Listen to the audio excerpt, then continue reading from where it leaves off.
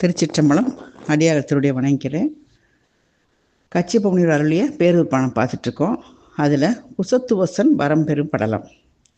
இப்போ போன பாட்டில் பெருமான் நீ மருதமலையில் சென்று முருகனை வழிபட்டு உனக்கு நல்ல வலிமை மிக்க மகனை பெறுவாயின்னு சொல்கிறாரு.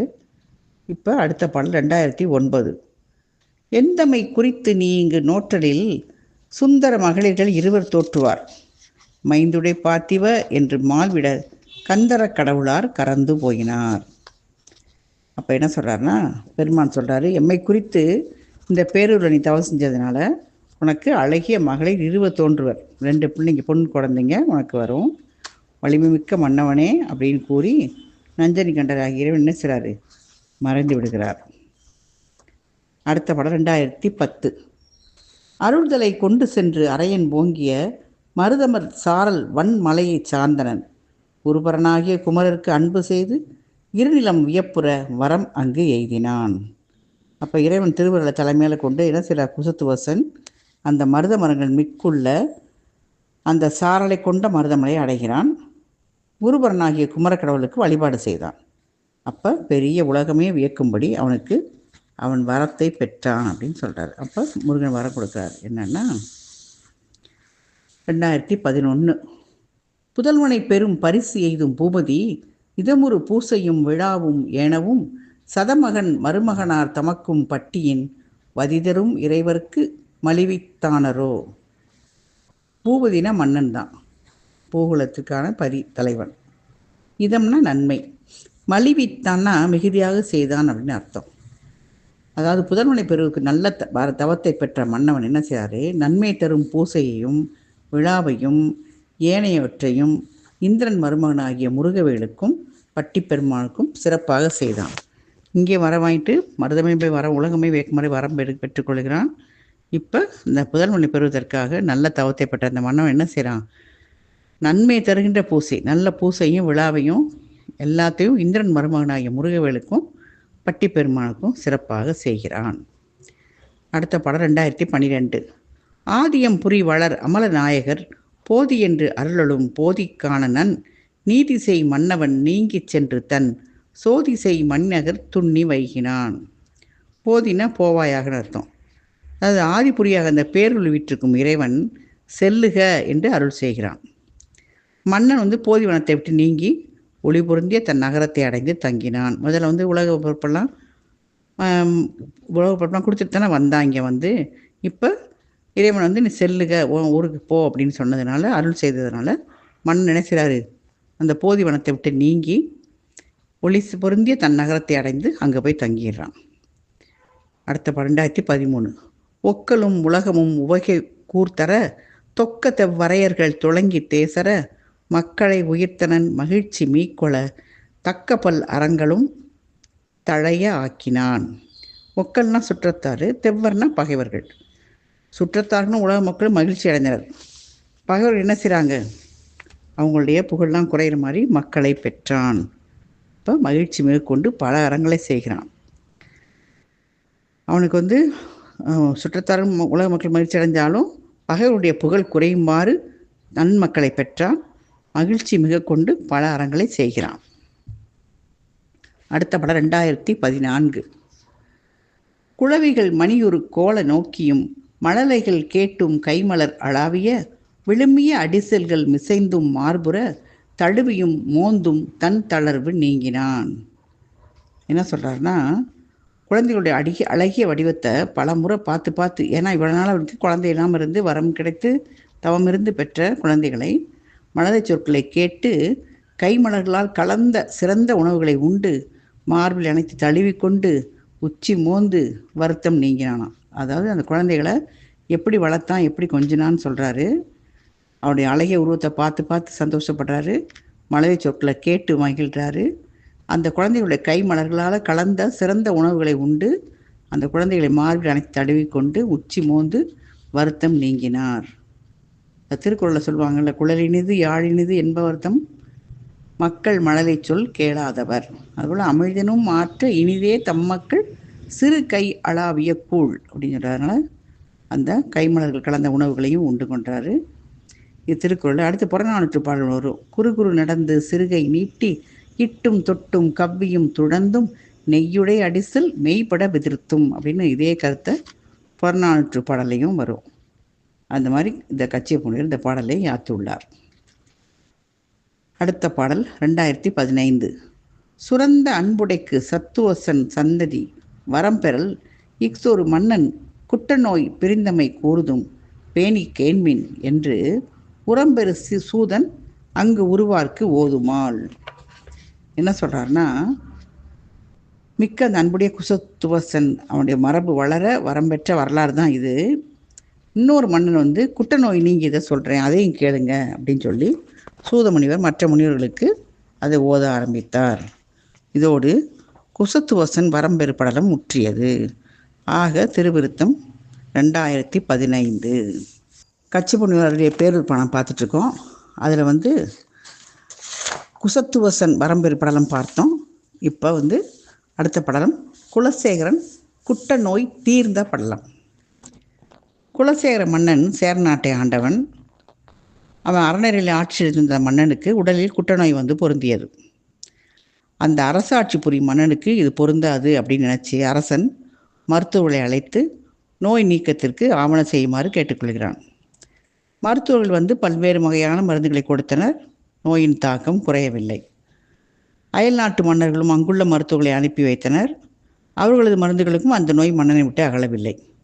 மன்னன் மனம் வருந்தி இனிமேல் மருந்து உண்பதால் பயனில்லை அப்படின்னு சொல்லி மருந்து உண்பதை நிறுத்திவிட்டான். அப்போ குட்டநோயுடைய தாக்கம் அரசுடைய உடம்புல மிகுதியாயிருது. மருந்துகளால் தீராத இந்த நோயை அறம் செய்தால் தீரும் அப்படின்னு நினச்சி நல்ல அறங்கள் பலவற்றை செய்கிறார். அப்போ சிவபெருமான் எழுந்துள்ள தலங்கள் பலவற்றையும் பக்தியோடு வணங்குறான்.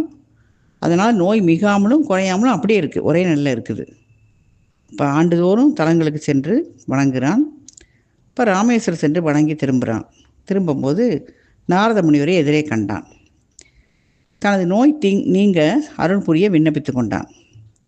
அப்போ நாரதர் சொல்கிறாரு, மன்னவனே, பேரூர் என்று ஒரு தலம் ஒன்று உண்டு, அங்கு பசுவின் சாணம் புழுக்காது, அங்கு சென்று சேர்வாயாக அப்படின்னு சொல்கிறார்.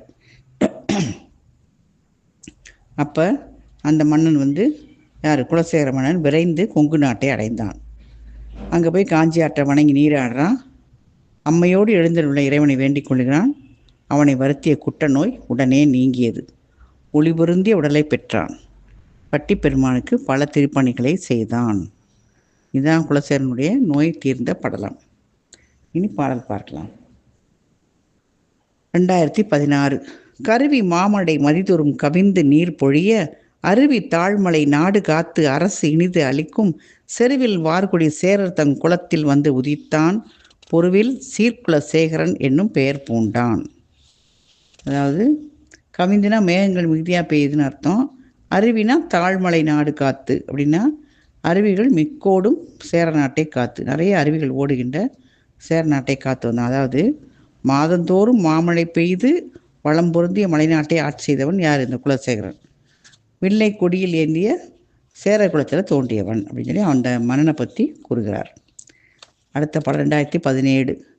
மரங்கிடந்தொழில் ஒன்னலர் மணிமுடி வணக்கி அறங்கிடந்தொழில் மனத்தினான் அரசு செய்திருந்தாள் நிறங்கிடந்து ஒளிர் ஆக்கையின் நிறை எழில் அளிக்கும் திறங்கிடந்தொழில் குட்ட நோய் சிவனியது அவர்க்கே. இந்த மாதிரி வீரமிக்க பகுதியை அடக்கி அறம் விளங்கும் அந்த உள்ளத்தையுடைய அரசனை ஆட்சி செய்கின்ற காலத்தில் அழகிய உடலில் அந்த அழகு கெடுக்கிற மாதிரி வலிமை பொருந்திய குட்டநோய் அந்த மன்னனுக்கு பொருந்தியது.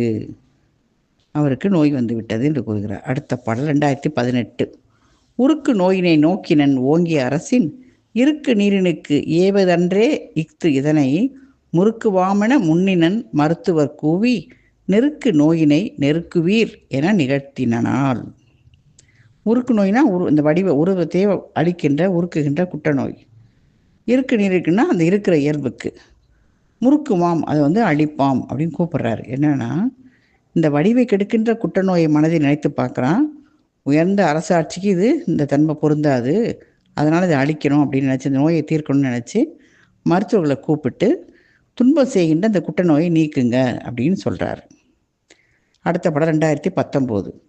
தேர் நோய்ப்பகையாளர்கள் தெரிந்த நூல் வழி வெவ்வேறு உலோகங்கள் நீற்றியும் வெய்து நெய் வடித்து 100 தேம்பொடி அமைத்து நோன் குழிகைகள் சமைத்து 100 தேங்கடி ஆக்கியும் நாடரும் கொடுத்தார். அவங்க என்ன செய்கிறாங்கன்னா, வெவ்வேறு உலோகங்களை நீட்டினா அதாவது பஸ்மம் சொல்லுவாங்கள்ல, வெவ்வேறு வகையான உலோகங்கள்லாம் பொடி செஞ்சு பஸ்மமாக்கி, நோன்னா வலிமை, களினா லேகியம். மருத்துவர் என்ன செய்கிறாங்க, அந்த கட்டறிந்த நூலின் வழியால் பலவேறு வகைப்பட்ட உலோகங்களை நீட்டியும் மிகுதியாக நெய்யை காய்ச்சி வடித்து நுண்ணிய இனிய பொடிகள்லாம் செஞ்சு குளிகை அமைத்து இனிய லேகங்களை ஆக்கி நாள்தோறும் மன்னனுக்கு கொடுத்தார். அவருக்கு வைத்தியம் பார்த்து கொண்டிருக்கிறார்கள். அப்போ என்ன ஆகுதுன்னு பார்க்கலாம். அடுத்த படம் 2020. கொடுப்பதே கடன் மருந்து நோய் குமைக்கினருக்கு அதுவாய் மடுப்பதே கடன் மன்னனுக்கு அவன் தனக்கு இன்னல் படுப்பதே கடன் நோய்க்கு அதன் பரிசினை பாரா விடுப்பதே கடன் மருந்தினை என்றனர் மேலோர். குமைக்குணர்னா அடிக்கிடர், பாரானா பார்த்து. அதாவது நோயை அளிக்கின்ற அந்த மருத்துவர்களுக்கு மருந்தை கொடுப்பது கடமை, அந்த மருந்தை உண்றது மன்னனுக்கு கடமை. அந்த மன்னனுக்கு துன்பத்தை இழைக்கிறது தான் நோய்க்கு கடமை. அந்த நோயோட தன்மையை அறிந்தவர்கள் மருந்தை உண்ணாமல் விட்டுவிடுவது தான் கடமையாகும் அப்படின்னு சொல்கிறாங்க. அதாவது நோயை அழிக்கிறதுக்கு மருத்துவர்கள் மருந்தை கொடுக்கறது அவங்களுடைய வேலை, அந்த மருந்தை உண்ணுவது மன்னனுடைய வேலை, அது கடமைன்னு போகிறான், கடமை. அந்த மன்னனுக்கு துன்பத்தை இழைக்கிறது நோய்க்கு வேலை. நோய் மன்னனுக்கு துன்பம் கொடுக்குது, மன்னனுக்கு மருத்துவர்கள் மருந்து கொடுக்குறாங்க, அந்த மருந்தை உண்ணுகின்றான் மன்னன். அந்த நோயோட தன்மை அறிஞ்சவங்க என்ன சொல்கிறாங்க, மருந்தை உண்ணாமல் விட்டுறது தான் நல்லது, அதுதான் கடமையாகும் அப்படின்னு சொல்கிறாங்க. அடுத்த பாடல் 2021. ஆய வேளையில் அயல் புலத்து அரையர்கள் விடுத்த நோயின் ஆண்மை தேர் மருத்துவர் நுனித்தெறிந்து இயற்றும் தூய வான்மருந்து இனத்தையும் துகளுற புறங்கண்டு ஏயி நோய் நனி வீரியது யாவரும் இணைய. யாவரும் இணையனா அனைவரும் வருந்தன்னு அர்த்தம். அதாவது அந்த காலத்தில் அயல் நாட்டு மன்னர்கள்லாம் கூட நோயோட ஆற்றில் அறிஞ்சு மருத்துவர்களை அனுப்புகிறாங்க.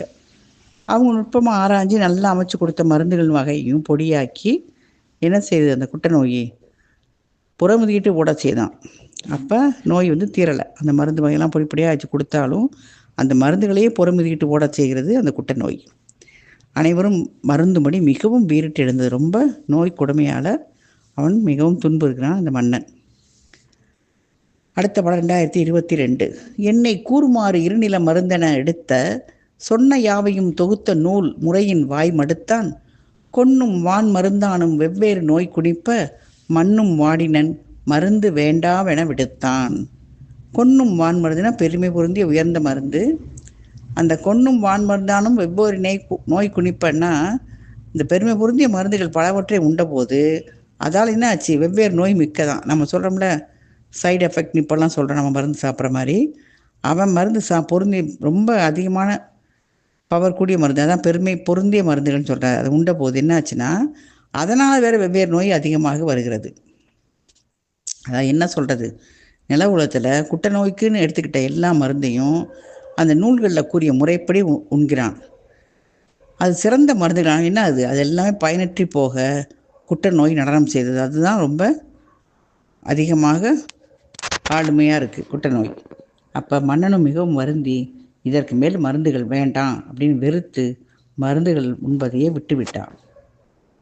அதாவது முன்னை நாள் மருந்தை முறைமுறை இகழா பின்னை நாள் மருந்தை பெட்டுவாய் மடுத்து பண்டை நோய் மேலும் பருகு பண் மருந்தால் மண்டு நோய் வேறு மறி கிழந்து உறுப்ப அப்படின்னு சொல்லி இதே கச்சப்புண்ணியர் திருத்தணிகை ஆற்றுப்படையில் எழுதியிருக்காராம் இந்த வரியில்.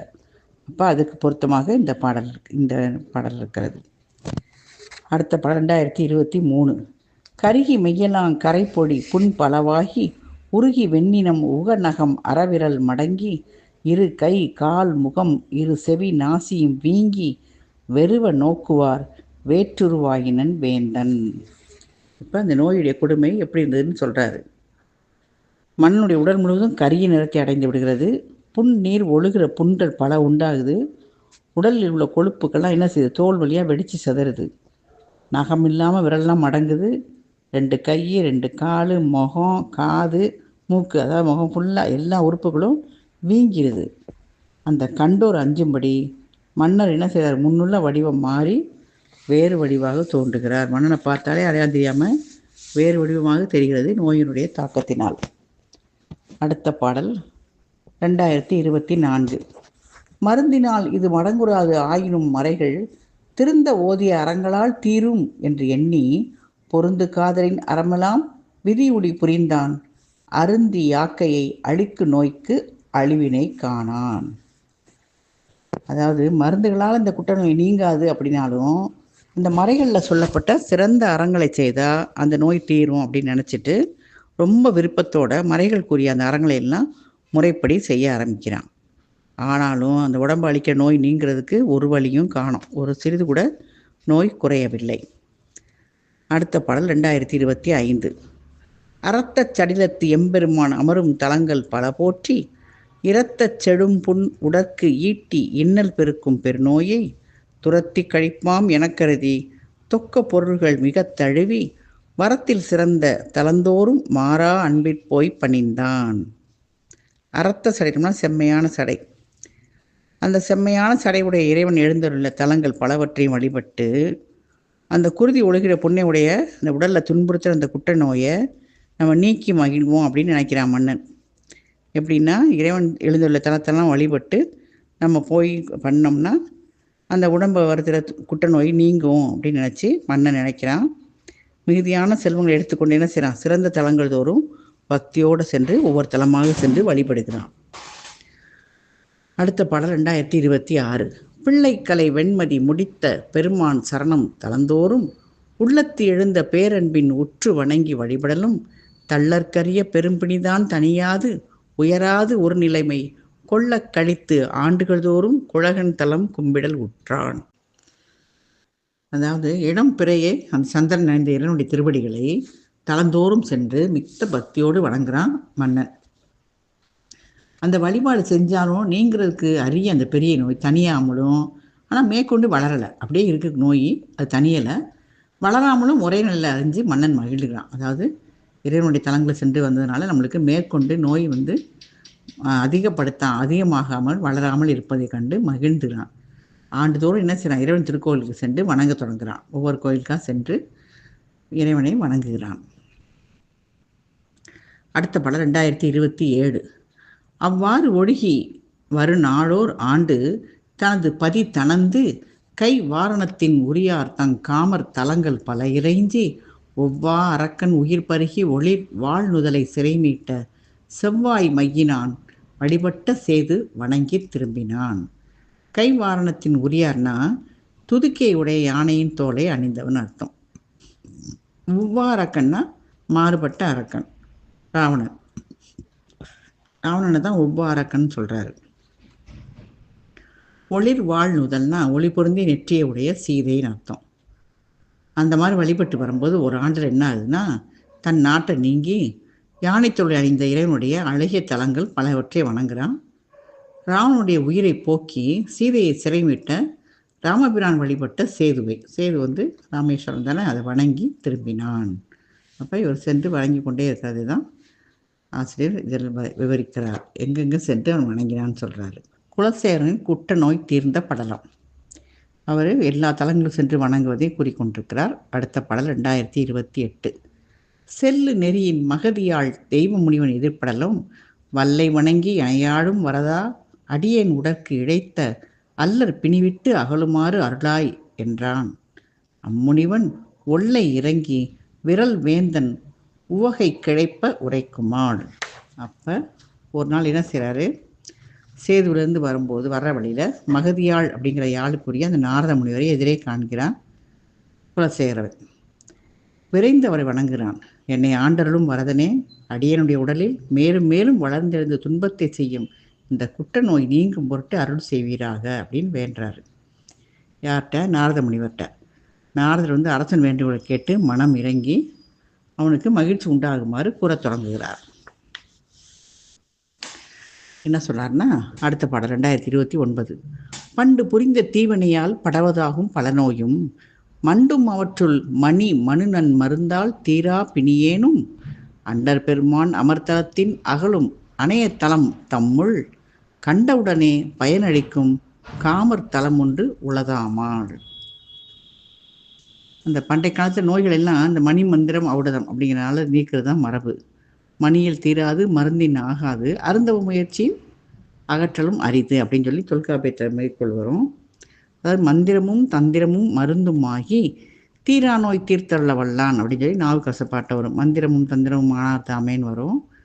அது மாதிரி மருந்தும் அவர் தான், அந்த தீரா நோய் தீர்த்தள்ள வல்லான் அப்படின்னு சொல்கிறாரு. என்ன சொல்கிறாருன்னா, ஒரு பிறப்புகளால் செய்த தீவினைகளால் பலவித நோய்களும் உண்டாகும். அந்த நோய்களாம் என்னத்துக்காகும்? மணி மந்திரம் மருந்து இதால் நீங்கிடும். அப்போ அந்த ஆள் நீங்காத நோயும் அந்த இறைவன் விட்டிருக்க தலங்களில் சென்று வழிபாடு செய்தால் நீங்கிவிடும். அப்போ ஒன்று நோய் முற்பிறப்பால் தீவினையால் வருது. அந்த நோய் மணி மந்திரம் மருந்து இந்த மாதிரி 3 விதமாக எப்படியாவது ஏதாவது ஒரு விதத்தில் நீங்கிரும். அதால் நீங்களேன்னா அந்த நோய் இறைவன் விட்டிருக்க தலங்களில் சென்று நீ வழிபாடு செஞ்சால் அது நீங்கும். அத்தகைய தலங்களில் வழிபட்ட உடனே நற்பயனை கொடுக்கும் சிறந்த தலம் ஒன்று இருக்குது அப்படின்னு சொல்ல ஆரம்பிக்கிறாரு. யார்? நாரத முனிவர் இவர் குலசேரனும் கூறுகிறார். அடுத்த பாடல் பார்க்கலாம். 2030. அணையத்தலம் வண்டு இசை முரள அடர்மெல் இதழின் முறுக்கவிடும் நனைமென் பொகுட்டு அம்போருகத்தின் அணுகு ஓதிமத்தின் இளம்பிள்ளை கனைவெண் தரங்கம் தவழ்ந்து அசைப்ப கழித்து துயில் கூர் தடம் பொய்யை முனைவன் அருள் போல் குளிர் பெருக்கும் மூதூர் காஞ்சி பேரூரே. இப்போதான் பேரூரை பற்றி சொல்கிறார். அது அந்த தலம் எதுன்னா, வண்டுகள் இசையை உண்டாக்க நெருக்கமான மென்மையுடைய இதழ்களில் விரிந்திருக்கும் தாமரைகள் உள்ள பொகுட்டில் அன்னப்பறையோட இளைய குஞ்சுகள் அலைகள் மெல்ல தாளாட்ட மகிழ்ச்சியாக தூங்குதான். அவ்வளோ பெரிய பொய்களை உடையது இந்த காஞ்சி பேரூர் அப்படின்னு சொல்கிறாரு. ஊரை பற்றி சொல்கிறாரு. பேரூரில் காஞ்சியில் அந்த காஞ்சி ஆற்றில் என்ன ஆகுது? தாமரைப்பூவில் பொகுட்டில் அவ்வளோ பெருசாக இருக்கான், தாமரை விரிஞ்சிருக்கான். அந்த பொகுட்டில் அன்னப்பறவையோட குஞ்செல்லாம் அப்படியே அலைகள் தாளாட்டம்ல அந்த இதுக்கு தண்ணியில் அப்படியே அசைஞ்சு கொண்டே இருக்குமல்ல மலர், அதனால மகிழ்ச்சியாக தூங்குதான். அந்த மாதிரி பெரிய பொய்களை உடையது தான் அந்த காஞ்சி பேரூர். அதுபோல் இறைவனுடைய திருவருளும் ரொம்ப குளிர்ச்சியை தரும் பொய்கை உண்டு. அங்கு இறைவன் திருவருள் போல் அந்த குளிர்ச்சி தர பொய்கை உண்டு அப்படின்னு சொல்கிறாரு. சொல்லிட்டு இந்த பாடலில் குறிப்பொருள் நிறையா இருக்குது. அலைகள் தாமரை அசைச்சு ஆட்டுது. அது அன்னப்பறவையோட குஞ்சுகளுக்கு துன்பமாக அசையாமல் தாளாட்ட அமையுது. அதனால் பேரூர் தலம் என்ன ஆகும்? உயிரினங்களுக்கு நன்மையே தரும் தலமாகவும் சொல்கிறாரு ஆசிரியர் இதன் மூலமாக. பொகுட்டுனா தாமரை கீழ்ப்பயிரில் கொட்டை மாதிரி இருக்கும். அதுக்குள்ளே அந்த ஓதி மரத்தின் இளம் பிள்ளைன்னா அன்னப்பறவையோட இளம் குஞ்சுகள்லாம் அப்படின்னு அர்த்தம். உயிர்களுக்கு நன்மை தரும் தலம் என்கிறார் ஆசிரியர். அதில் சேலுண்ட ஒன்கணாரின் திரிகின்ற செங்கால் அன்னம் மாலுண்ட நளினப்பள்ளி வளர்த்திய மழலை பிள்ளை காலுண்ட சேற்று மேதி கன்று உள்ளி கடைப்பச் சோர்ந்த பாலுண்டு துயில் பயில பச்சை தேரை தாளாட்டும் பண்ணை அப்படின்னு சொல்கிறார். கம்பராமாயணத்தில் அந்த அன்னம் ஈன்ற அன்னப்பிள்ளை தாமரையாய் தொட்டில் இருந்துச்சான். அதுக்கு எருமை பால் குடித்தான். எருமையும் தண்ணியில் தான் கிடக்கும், அதில் சேத்துல இருக்குது. அது பால் கொடுக்குது. அந்த தேரை தொட்டில் தாளாட்டியது அப்படின்னு வந்திருக்கு. அன்னத்தோட குஞ்சு தாமரை இருக்கும்போது அங்கே எருமை வந்தால் என்ன ஆகும்? சேறு கலங்கிடும், தாமரையும் அசைஞ்சு சாயும். அப்போ எருமை கொடுத்த பாலை அன்ன குஞ்சு ஏற்றுக்கொள்ள முடியாது இல்லையா? மூச்சு முட்டிடுறது, நிறைய பால் மேலெலாம் பட்டுதுன்னா. குஞ்சு தானே. அப்போ பேரூர் பாடலில் என்ன சொல்கிறாங்க? தாமரை போட்டில் அன்ன குஞ்சு உள்ளதுன்னு சொல்கிறாரு. இந்த பொய்கள் உள்ள நீரை அந்த தாமரை அசைக்குது. அலை தான், நீரோட அலை தான் அசைக்குது, அதனால் தாளாட்டுறது போல் இருக்குன்னு சொல்கிறாரு. இது கற்பனை. ஆனால் கம்பராமாயணத்தில் என்ன சொன்னார்? எருமை சேறு கலங்கி அது பாலை ஊற்றி தாமரையில் இருக்கிற குஞ்சு அது அங்கே இருக்குது, சேறு கலங்குது அப்படின்னு சொல்லி அவர் கொஞ்சம் இதாக சொல்கிறாரு. ஆனால் இவர் தாமரை அலை காற்றுக்கு அசையுது. அந்த நீரோட அலையிலேருந்து தாமரை மெதுவாக அசைஞ்சு அந்த பறவையை தாளாட்டுற மாதிரி இருக்குது அப்படின்னு சொல்லி இந்த பாட்டில் சொல்கிறார். அடுத்த பாடல் 2031. காப்பினால் உலகத்து கரிசலாம் ஒப்பி நேமி உருட்டும் செங்கோலினாய் ஆப்பியில் புழு வர்க்கம் உராது கான் மாப்பெருந்தலமாம் அவ்வரைப்பிடை. ஒப்பின்னா நீக்கின்னு அர்த்தம். நேமின்னா உருட்டுறது, ஆணை சக்கரத்தை செலுத்தலாம். நேமி உருட்டும்னா ஆணை அந்த ஆணையின்படி சக்கரத்தை செலுத்துறது. ஆப்பின்னா சாணமா, அதாவது இந்த பாதுகாப்பால் உலக குற்றங்கள் எல்லாம் நீக்கி இந்த ஆணை செலுத்துகின்ற செங்கோலை உடைய மன்னவனே அந்த பேரூரில் பசுவோட சாணம் புழுக்காது, அந்த சிறப்பை உடையதுன்னு சொல்கிறார். அவர்கிட்ட மன்னரிடம் அந்த பேரூர் நகரின் சிறப்பை கூறுகிறார். அங்கே சாணம் புழுக்காது, அத்தகைய சிறப்பை உடையது. நீங்கள் பாதுகாப்பாக அந்த உலக குற்றங்கள்லாம் நீக்கி அந்த ஆணை செலுத்தும் செங்கோலை உடைய மன்னவனேன்னு கூப்பிட்டு சொல்கிறாரு. அடுத்த படம் 2032. அன்ன மாநகர் மேன்மை அனைத்தையும் என்னை கூறுதல் ஏந்து அயில் மன்னவன் துண்ணி நீ அந்த சூழலுறா முனம் கண்ணி நோய் கழிந்தோடுதல் காண்டியால். அப்படின்னு சொன்னால் காண்டியால்னா காண்பாயாக, நீ பாரு அப்படின்னு சொல்கிறாரு. காண்டினா கான் தான் அர்த்தம். என்ன சொல்கிறாருன்னா, வேலை ஏந்திய மன்னவனே, அந்த நாளோட மேன்மைகளை எவ்வாறு கூற முடியும்? நீயே நெருங்கி சென்று முன் நீக்குவதற்குரிய அந்த நோய் நீங்கும் போது நீ நேராக பார்ப்ப அப்படின்னு சொல்கிறாரு. நான் வந்து என்னதை சொல்கிறேன், அந்த ஊரோட பெருமையை வந்து என்னால் அந்த நகரோட மேன்மையை சொல்ல முடியாது. நீயே போய் அந்த நீக்கிறதுக்கு அரிய அந்த நோய் நீங்கின பிறகு நீ பார்க்கும்போது நேராக பார்ப்ப போ அப்படின்னு சொல்லி நாரத முனிவர் அவருக்கு வழிகாட்டுகிறார். அடுத்த பாடல் 2033. கருத்தின் வேறு கருதலையின் இனி திருத்தன் ஆதிபுரத்திரை சேரி என்று அருத்தியோடு மறைந்து மறைந்தனன் நிறுத்தன் சீர்த்தி நிகழ்த்திடும் வீணையான். சேரினா செல்லு அப்படின்னு சொல்கிறார், செல் அப்படின்னு சொல்கிறார். கருத்தில் வேறு ஒன்றையும் கருதா, எதையும் மனசில் வச்சுக்காத, இப்பொழுதே இறைவன் எழுந்தருள்ள ஆதிபுரத்தை சென்று சேர்வாயாக அப்படின்னு சொல்லி அன்போடு சொல்லி இறைவனுடைய புகழை எடுத்து கூறிவிட்டு நாரதர் மறைந்து விட்டார். கருத்தின் வேறு கருதலை, எதை பற்றியும் நீ வந்து கருத வேண்டாம், இப்பொழுதே அந்த ஆதிபுரத்தை சென்று சேர் அப்படின்னு சொல்லி அன்போடு சொல்லிட்டு நாரதர் மறைந்து விடுகிறார். அடுத்த படம் 2034.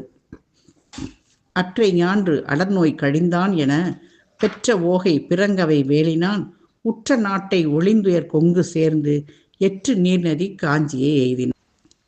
அதாவது அப்போவே அவன் தன்னை வருத்துகிற குற்ற நோய் நீங்கின மாதிரி அவன் வந்து மகிழ்ச்சி அடைஞ்சிடறான். அண்ணன் வந்து இவ்வளவு உறுதியாக கூறுறாருல நாரத முனிவர், அதனால் நம்ம வருத்துகிற குற்ற நோயிலேருந்து நம்ம நீங்கிடலாம் அப்படிங்கிற மாதிரி மகிழ்ச்சியோடு அந்த வேலை விடைய அந்த குலசேன என்ன செய்கிறாரு, இந்த பாண்டி நாட்டை விட்டு நீங்கி கொங்கு நாட்டை அடைந்து காஞ்சி நாட்டை சேர்கிறான். அங்கே பாண்டி நாட்டிலேருந்து எங்கேருந்து வந்துட்டு இருந்தான் அவன், சேது பாலத்தை சேது கோயிலில் போயிட்டு தான் திரும்பி வந்துட்டு இருக்கும்போது தான் நாரதரை பார்க்குறான். இப்போ வந்து பாண்டி நாட்டை நீங்கி கொங்கு நாட்டை அடைந்து அந்த காஞ்சி நாட்டை சேர்ந்தான்.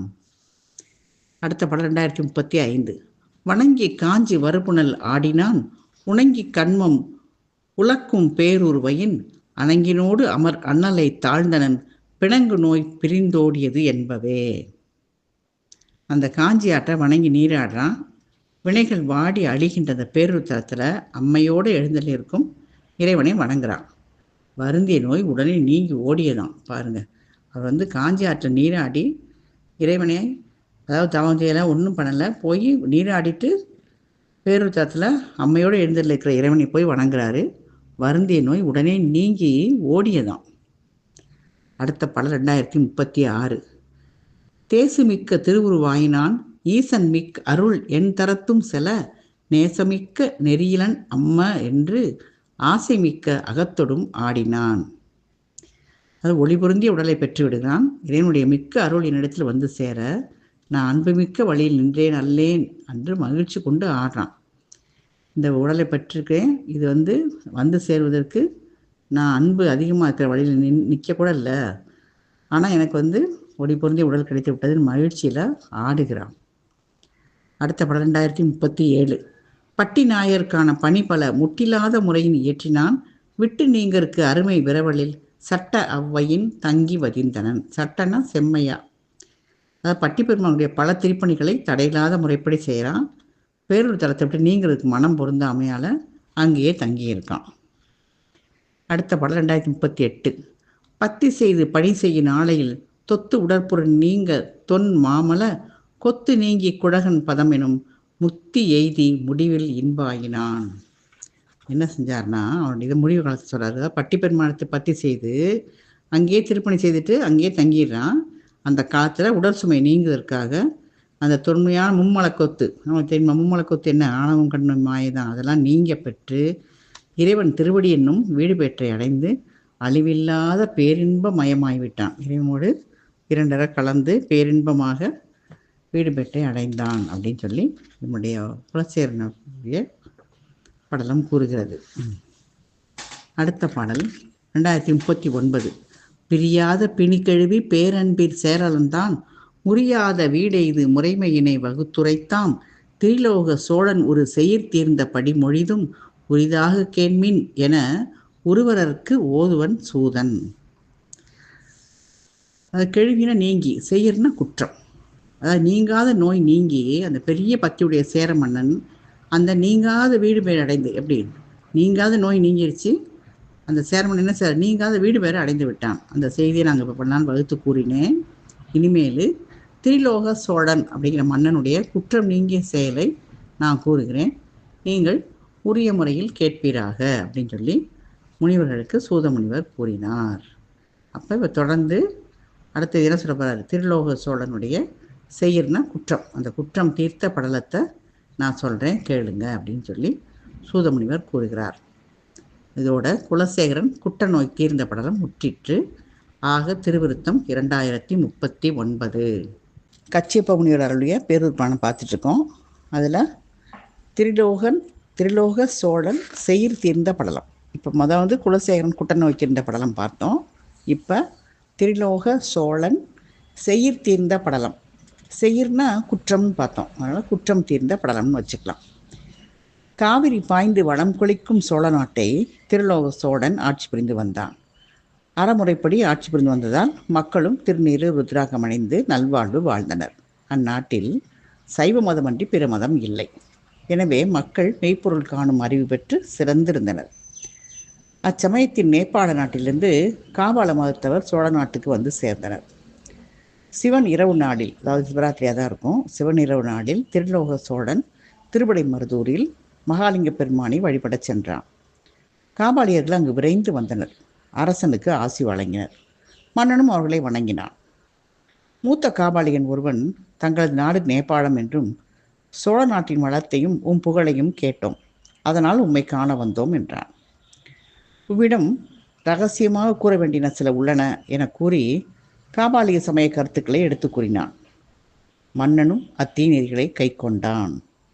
மகளிர் சிற்றின்பத்தில் மூழ்கினான், சுராபானம் பருகினான், கொடுங்கோல் ஆட்சி புரிந்தான். தாமரை மலரில் வீற்றிருக்கும் பிரம்மன் இதனை கண்டு மனம் வருந்தினான்.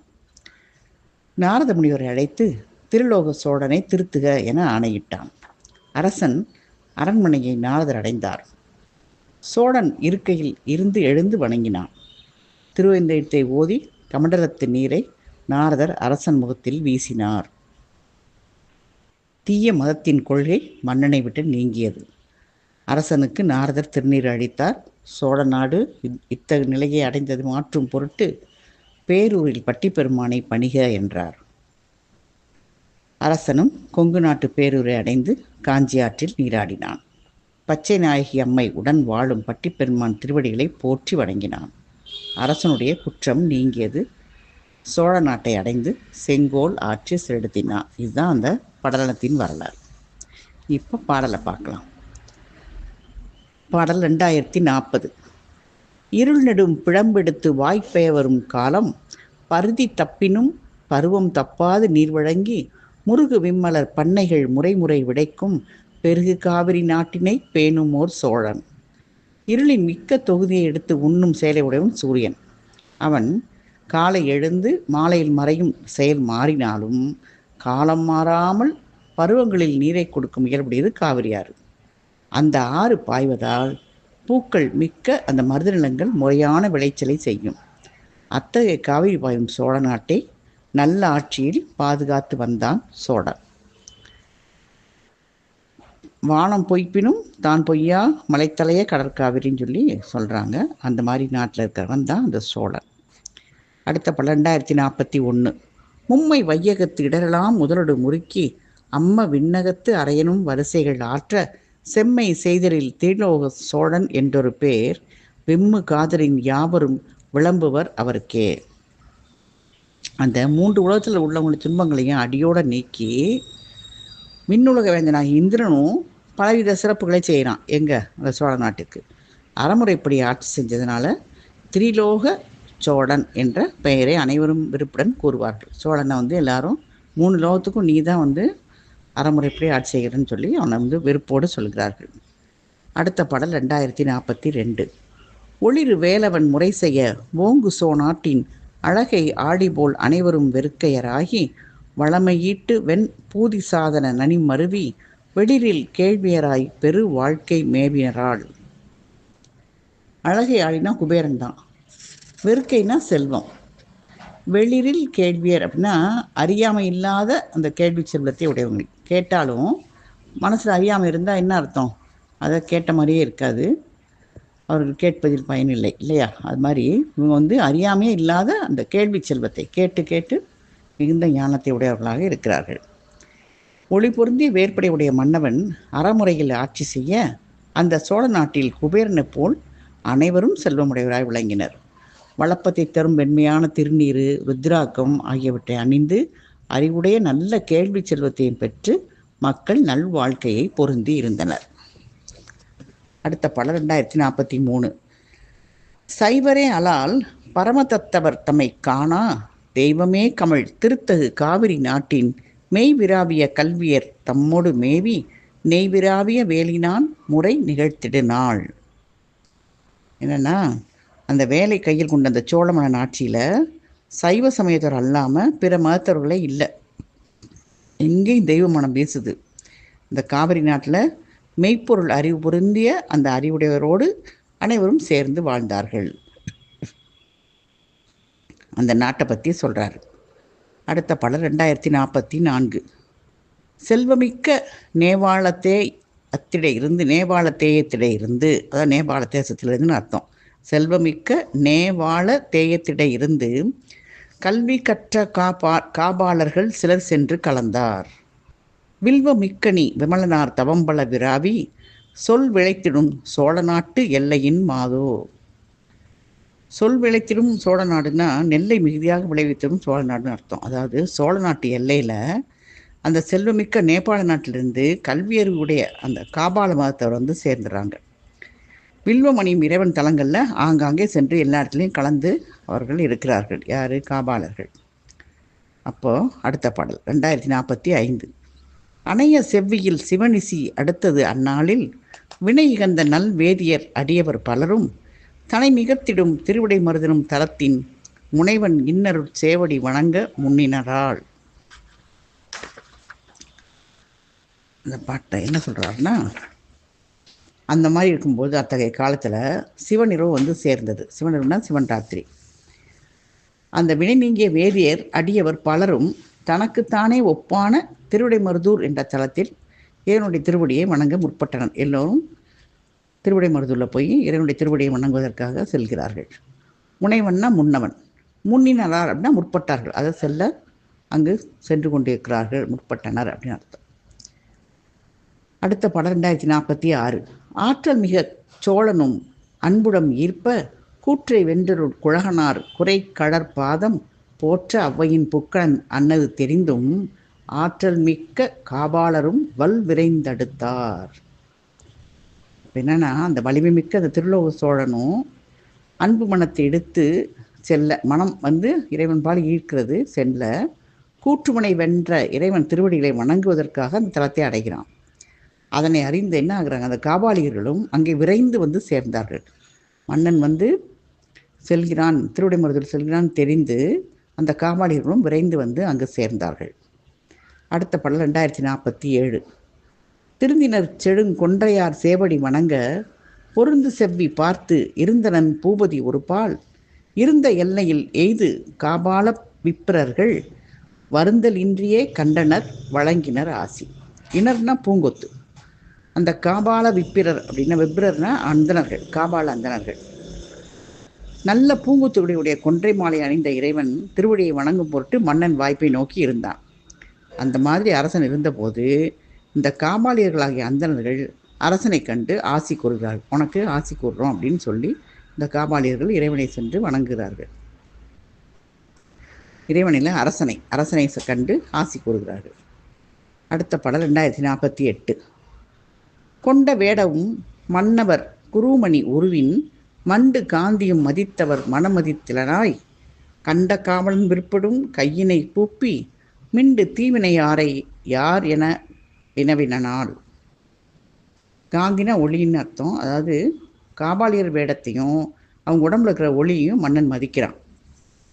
அதனால் மனசில் மதியாதவனாய் அவர்களை பார்த்து அன்போடு வேடத்தை பார்த்து மதிக்கிறான், மனசில் அவங்கள பற்றிய இது இல்லை மதியாதவனாய் அவங்கள பார்த்து அன்போட 2 கையிலையும் குவித்து, நிறைந்த தீவனை உடையவர்களை நீங்கள் யார் அப்படின்னு கேட்குறான். அவங்க நிறைந்த தீவனை உடையவர்கள்.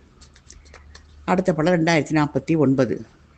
கடாவு மன்னவன் கருத்தினை கதும் என நோக்கி விடாது நம்வழி மேவுவன் இவன் என விழைந்து தடாத தீவினை போல்பவர் தம்முழே ஒருவன் கெடாத மூப்புடையான் எதிர்கிழக்குவன் ஆனான். கதும் அப்படின்னா விரைவாக, அவனை விரைவாக நோக்கி. அந்த வினைவை அரசுடைய கருத்தை அறிந்து நம்முடைய கருத்தை இவன் பின்பற்றுவான் என்று விருப்பத்தோடு யார் காபாலியர்கள் தடையில்லாத தீவினை போன்ற அந்த காபாலியர் கூட்டத்தில் வயதான ஒருவன் மன்னனுக்கு கூறத் தொடங்கினான். அவனை அரசனுடைய கருத்தை அறிந்து கொண்டு இவன் நம்ம சொன்னால் கேட்பான் அப்படின்னு சொல்லி அந்த தீவினை உள்ள அந்த காபாலிய கூட்டத்தில் வயதான ஒருவன் மன்னனுக்கு கூறத் தொடங்கினான். என்ன சொன்னான்னு பார்க்கலாம். அடுத்த படம் 2050. நமது வாழ்க்கையின் இருக்கை நேவாள நல் தேயம் நுமது நாட்டுடை வழமையும் நுமது இரும் புகழும் எமது வார்செவி ஏறலின் இனிது கான் விருப்பில் சமரவேல் தடங்கையினாய் சார்ந்தனம் ஈங்கு. அதாவது போர் செய்யும் வேலை கையிலுடைய மன்னவனே, நம்முடைய வாழ்விடம் நேபாளம் நல்ல நாடு. உம்முடைய நாட்டின் வளத்தையும் உம்முடைய புகழையும் மிக கேட்டிருந்தோம். ஆகையால் உம்மை காணும் பொருட்டு இங்கே வந்து சேர்ந்துள்ளோம் அப்படின்னு சொல்கிறாங்க. அடுத்த படம் 2051. பண்டு மாதவும் புரிந்தனை பார்த்திவ அதனால் விண்ட தீவனையாளரே மேவ இவ்விடத்து கண்டு காதலை ஆயினை கரையும் மந்தனம் ஒன்று உண்டு சூழ்ந்தவர் ஒளிதர இருந்து கேள் என்றான். அப்போ என்ன சொல்கிறான், இன்னொன்று என்ன சொல்கிறான்னா, மன்னவனே, முன்பு நிறைந்த தவங்களை செய்துள்ளாய். அதனால் தீவினை நீங்கிய நாங்கள் இங்கே வந்து சேர எங்களை கண்டு தரிசிக்க விருப்பமுடையவனாக ஆனாய். உம்மிடத்தில் ரகசியமாக கூற வேண்டியது ஒன்று உள்ளது. உம்மை சூழ்ந்தவர்கள் அனைவரும் வெளியே போக விடை கொடுத்துவிட்டு யாம் கூறுவதை கேட்பாயாக என்றனர். மந்திரம்னா ரகசியம். என்ன சொல்கிறாருன்னா, நீ ரொம்ப தவறு செஞ்சதுனால தான் இந்த தீவினை நீங்கள் நாங்கள் இங்கே வந்து சேரும்போது எங்களை பார்த்து எங்களை தரிசித்து அந்த தரிசிக்கு விருப்பமுடையவனான்னு இருக்க, உன் இடத்துல ரகசியமாக சொல்ல வேண்டிய ஒன்று இருக்குது. இவங்க எல்லாத்தையும் வெளியே போக சொல்லிட்டு நீ மட்டும் இருந்து நான் சொல்கிறத கேளு அப்படின்னு சொல்கிறாரு. அடுத்த படம் 2052. அரையன் நோக்கமும் அதற்குடன்பட்டமை நோக்கி விரைய ஆங்குளார் எழுந்து வேறிடத்து ஒதுங்கினரால் புறையிலீர் இனி புகழ் என பூபதி பணிந்தான். வரை செய்து உன்மதத் தலைவனும் வழங்குதல் வலித்தான். மண்ணுடைய எண்ணத்தையும் அந்த காபாலியர் சொல்லுக்கு உடன்பட்டு இருக்கிறதையும் அதை பார்த்தாலே தெரியும். அவர் உடன்பட்டு அதற்கு சம்மதம் போல் மண்ணுடைய எண்ணம் இருப்பதால் அங்குள்ள என்ன செய்கிறாங்க, அவங்களே மன்னன் சொல்வதற்கு முன்பாக விரைவாக எழுந்து வேறு இடத்துக்கு சென்று விடுகிறார்கள். அவரை விட்டு அகன்று தூரமாக போயிடுறாங்க. அவங்க சென்ற பின் மன்னன் என்ன சொல்கிறான், குற்றமில்லாதவரே நீங்கள் விரும்பியதை கூறியாருங்க அப்படின்னு வணங்குறான். அந்த தீய மதத்தலைவனும் வற்புறுத்தி கூறத் தொடங்கினான். என்ன கூறத் தொடங்கினான் பாருங்க. அடுத்த படம் 2053.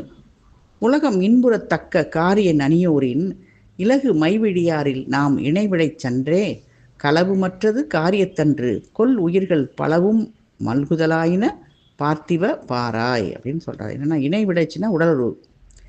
அதாவது உலகம் இன்பத்தை அடை தகுந்த செயல்களை நன்கு ஆராய்ந்து பார்த்தால் விளங்கும். இந்த உலகத்தில் இன்பமடைய தகுந்த செயல்களை நல்லா ஆராய்ஞ்சு பாரு, உனக்கு விளங்கும். மை தீட்டிய மகிழத்தில் கூடுகின்ற அந்த இன்பமே காம இன்பமே இன்பம்தான், அதான் இன்பம். இந்த கூடும் அச்செயலால் அரசனே உயிர்கள் பலவும் மிக்கு தோன்றி நிறைவதை நேராக காண்பாயாக.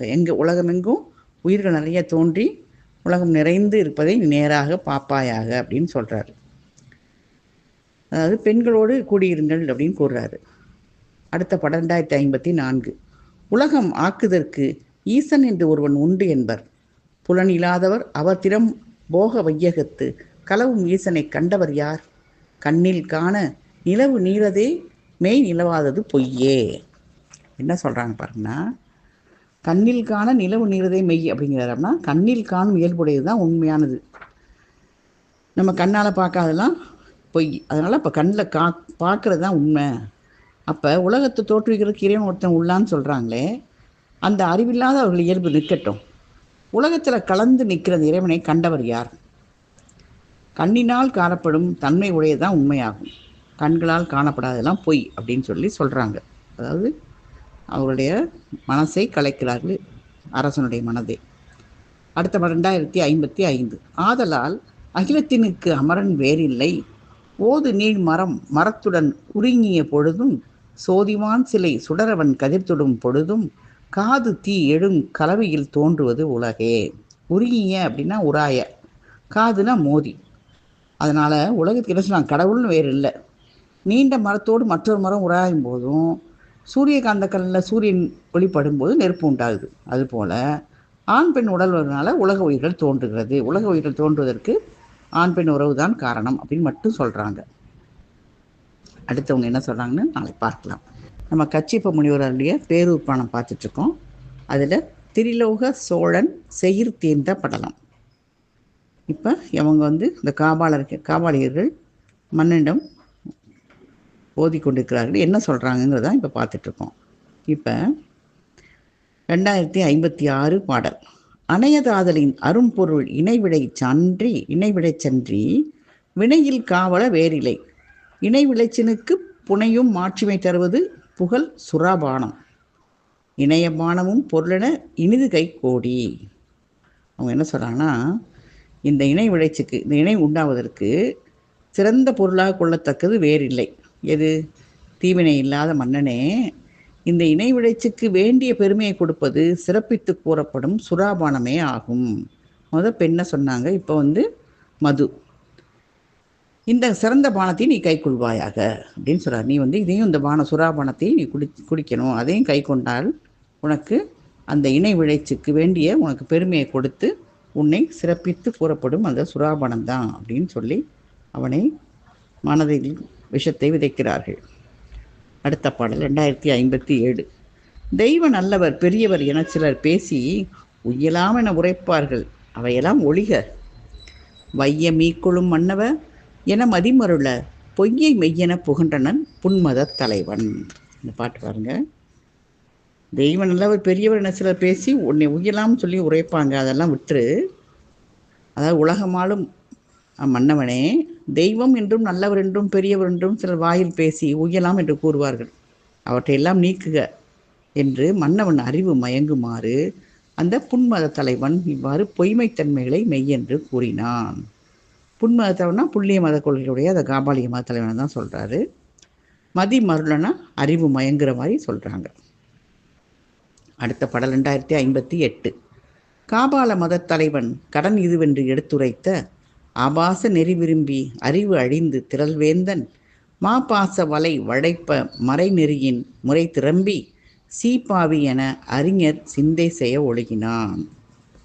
ஆபாச நெறி விரும்பினா அது அருவருக்கத்தக்க நெறி, நல்ல நெறி அல்ல. அதாவது இந்த காபால மத தலைவன் செய்யும் கடமை இது அப்படின்னு எடுத்து கூறிய அந்த அருவருக்கத்தக்க சமய கொள்கையை விரும்பி அறிவடைந்தான். என்ன சொல்கிறார்? பெண்களும் சுறாபானமும் ரெண்டும் உனக்கு நீ கை கொள்கன்னு சொல்கிறாங்க. அந்த அரசனை பாச வலையில் அந்த காபாலிகளை அகப்படுத்தியனால அவன் என்ன செய்கிறான்? வேதனையிலேருந்து முறை மாறிவிடுகிறான். அறிஞர்களை பாவி அப்படின்னு நிகழும் நிலை நடக்க தொடங்குகிறான். அப்போ அவனுடைய நடத்தையெல்லாம் மாறிவிடுகிறது. அடுத்து என்ன என்று பார்க்கலாம். 2059. மது நுகர்ந்து வர்ணநிலை வழுக்கி மட மாதரார் புது நலன் உண்டு உயர்வொழுக்கம் பூண்ட வரை நனி அழைத்து கதுவலூரும் காபால மதத்தவரே களித்தூங்க இதமகன்ற கொடுங்கோன்மை இயற்றினன் வையகத்து அரசன். கதுவலூரும்னா பிடித்து கொண்ட, அது என்ன பிடிச்சிக்கிறான்? என்னன்னா, இந்த உலக மன்னவன் என்ன செய்கிறான்? மது அருந்துறான், மன்னருடைய ஒழுக்கத்திலிருந்து தவறிடுறான், மகளுடைய சிற்றின்பத்தை நுகர்ந்தான், நல்லொழுக்கப்படி நடந்தவரை என்ன செய்கிறான்? மிகவும் துன்புறுத்துகிறான். இந்த பற்றி கொண்ட இந்த காபால மதத்தவர்களே மகிழ்ச்சி அடைய நன்மை நீங்கிய கொடுங்கோல் ஆட்சி செய்கின்றான். அப்போ அவங்க தான் அதை மகிழ்கிறாங்க. வேற பார்த்து ஆட்சி நல்லா இருந்த ஆட்சியை கெடுத்துட்டு அந்த கொடுங்கோல் ஆட்சியை பார்த்து அவர்கள் மகிழ்ந்தனர். அடுத்த பாடல் 2060. மன்னவனே முறை திறம்பின் மன்னவன் ஆணையில் நடக்கும் துண்ணிய வையக முறைமை தொடங்கி நடந்திருமே கொள் பொன்னிவளம் தருநாட்டு பொருந்திய மாந்தர்களெல்லாம் இன்ன விலக்கிவை விதி என்று இரண்டின்றி ஒழுகினார். நடந்திருமே கொள் அப்படின்னா நடந்திருமோ அப்படின்னு சொல்லி ஐயமாக கேட்பது. மன்னவனே நீதி மாறி நடப்பானால் மன்னவன் ஆணையில் அடங்கி நடக்கும் உலக மக்கள் அறநெறி நடப்பார்களா? சோழவள நாட்டில் வாழும் மக்கள் அனைவரும் இது செய்யத்தகாதது, இது செய்யத்தகுது அப்படிங்கிற முறை இல்லாமல் எல்லாருமே முறை தவறி நடக்க ஆரம்பித்தார்கள். அதாவது மன்னவனே வந்து அப்படியே நீதி மாதிரி நடந்தால் உலகம் எப்படி, மக்கள்லாம் எப்படி அரண்டை நடப்பார்கள்? அவர்களும் செய்ய தகுந்தது தகாதுங்கிற முறை இல்லாமல் நடக்க தொடங்கினார்கள். அடுத்த 1261 முட்டாத சோனாடு முறை திரும்பும் செயல் நோக்கி மட்டார்ந்த மலர் குரிசில் மனம் வருந்தி தீவினையின் ஒட்டாத நாரதனை உறவழைத்து கொடுங்கோன்மை தொட்டானை திரிலோக சோழனை நீ திருத்தென்றான்.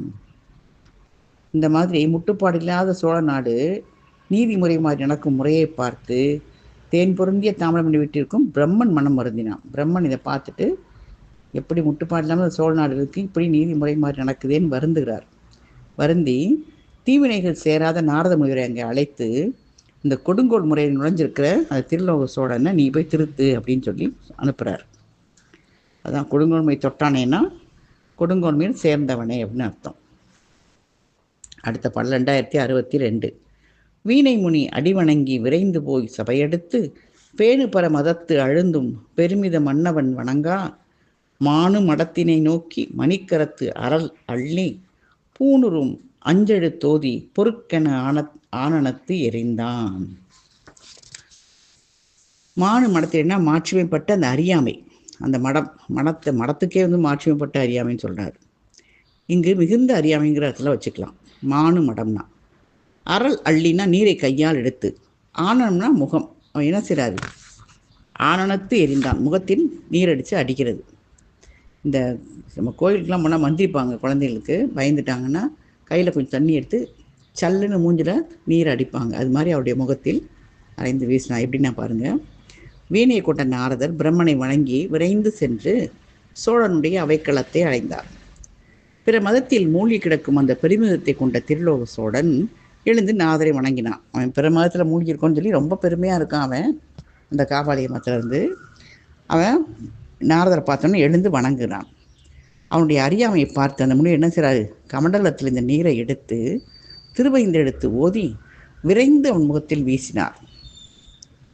இப்போ என்ன பார்ப்போம். அடுத்த 1263 அஞ்செடுத்து நவின்றெறிந்த அறல்முகத்தில் படிதலுடன் விஞ்சிய துன்மத மோகம் விழிந்தது மன்னவன் எழுந்து கஞ்சமலர் பதம் பணிந்தான் கருணை விடி நோக்கருளி எஞ்சலுரா தவமுனிவன் எடுத்தடித்தான் திருநீரு. அந்த திருவைந்தெழுத்த ஓதி வீசிய மந்திர நீர் மன்னனுடைய முகத்தில் படிந்தது. உடனே மேம்பாடு அடைந்திருந்த தீய மதத்தின் கொள்கை கெட்டு நீங்கியது. அவனை விட்டு அந்த காபாலிக மதத்துடைய கொள்கை நீங்கியது. சோழனும் எழுந்து நாரத முனியின் திருவடிகளில் வீழ்ந்து வணங்கினான். அருள் நிறைந்த பார்வையுடன் குறைவில்லாத தவத்தை உடைய நாரதர் திருநீற்றை எடுத்து கொடுத்தார். அவன் கையில் திருநீர் எடுத்து கொடுக்கிறார். அடுத்த 1264 வாழ்ந்தனன் என்று அங்கை கொடுவயங்கு திருவெண்ணீரு வீழ்ந்தணிந்து விரல் வேந்தன் விழைந்திருப்ப முனி நோக்கி சூழ்ந்து முனம் நீ அடித்த சோனாடி பொழுதென்னாய் தாழ்ந்தது பார் முறை தவிர்ந்த தன்மையால் என நுவன்றான். என்ன சொல்கிறார்னா, வாழ்ந்தேன் என்று சொல்லி அந்த திருநீற்றை அழகிய கையில் வாங்கி மிக்க விருப்பத்தோடு பூசி அந்த வேந்தன் மகிழ்கிறான். யாரு, சோழன். நாரதரவனை நோக்கி, நீ முன்பு ஆட்சி செய்த சோழ நாடு இப்போது எவ்வாறு தாழ்ந்து விட்டது, நீதி மாறிய தன்மையால் அவ்வாறு ஆயிற்று அப்படின்னு சொல்கிறார். பாரு நாடு எப்படி இருக்குது, சோழ நாடு இப்போது தாழ்ந்து விட்டது, நீதி மாறிய தன்மையினால் அவ்வாறு ஆயிற்றுன்னு சொல்கிறாரு. இது வந்து எந்த பகுதி அப்படின்னா, திருவாளன் திருநீரு திலகவதியார் அடிப்ப பெருவாழ்வு வந்ததென்ப பெருந்தகையார் பணிந்து ஏற்று அப்படின்னு சொல்கிற மாதிரி இந்த பகுதியில் நினைவூட்டுகிறது. இது அடித்தன்னா பாதுகாத்தன்னு அர்த்தம். அடுத்த பாடல் 2065 பார்த்து மன்னவன் பதைபதைத்து உள்ளகம் அழிந்து வேர்த்து மெயலாம் முனிவனை மீட்டெதிர் வணங்கி ஆர்த்த தீவினையாளனேன் அடுபுழை உருவி சேர்த்தி நன்மையென்று இறந்தனன் துதிபல செப்பி. துதிபல செப்பி அவரை இறந்து வேண்டுகிறார். என்ன சொல்கிறாருன்னா, மன்னவன் நாரதர் கூறியதை பார்த்து தன் நாட்டின் நிலையை எண்ணி உடல் பதைக்கிறான். ஏன்னா அவனால் வந்து அவன் சுயநவிலே இல்லாமல் அந்த காபாலிகரின் கட்டுப்பாட்டில் இருந்ததுனால இப்போ வந்து அந்த நீர் அடித்து திருநீர் அணிந்தவுடன் அவனை பார்த்து நாட்டின் நிலையை பார்த்து உடல் பதைக்கிறான். மனம் அழிந்து உடம்பு வேர்த்து நாரதரை மீண்டும் வணங்குகிறான். நான் தீவினையால் கட்டுண்டு யான் செய்த பிழைகளெல்லாம் நீங்கி நன்மைகளை பெறுவதற்கு வேண்டியவற்றை செய்தருள்க என்று பல தோத்திரங்களை சொல்லி இறந்து நிற்கின்றான் நாரதரிடம். இதெல்லாம் அந்த பிழைகள்லாம் நீங்கி நான் நன்மை பெறுவதற்கு நான் என்ன செய்யணும், அது வேண்டியவற்றை நீங்கள் செய்தருள்க அப்படின்னு சொல்லி கேட்குறான். அடுத்த பாடல் 2066. திருந்து மன்னனை முனிவரன் திருமுக நோக்கி வருந்தல் மேலைஞர் சிதம்பர வரைப்பினை அடுத்து பொருந்தலார் புறம் பொடித்தவர் பூங்கழல் பணிதி மருந்து தீவினைக்கு அதுவலால் இலை என்று மறைந்தான். வருந்தல்னா வருந்தாதே அப்படின்னு அர்த்தம். பொருந்தலார் புறம்னா பகைவருடைய புறம், பணிதினா பணி, நீ போய் பணிந்துரு அப்படின்னு சொல்கிறாரு.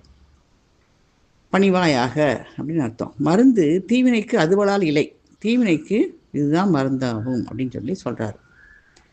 அந்த திருந்திய சோழ மன்னனை நாரத முனிவர் பார்த்து என்ன சொல்கிறார், வருந்தாதே மேலை சிதம்பர பகுதியை அடைந்து அங்கு பகைவர் திரிபுரத்தை எரித்த இறைவன் திருவடிகளை பணிவாயாக, தீவினைக்கு மருந்து அதுவல்லால் வேறு ஒன்றும் இல்லை என்று கூறி மறைந்து விடுகிறான்.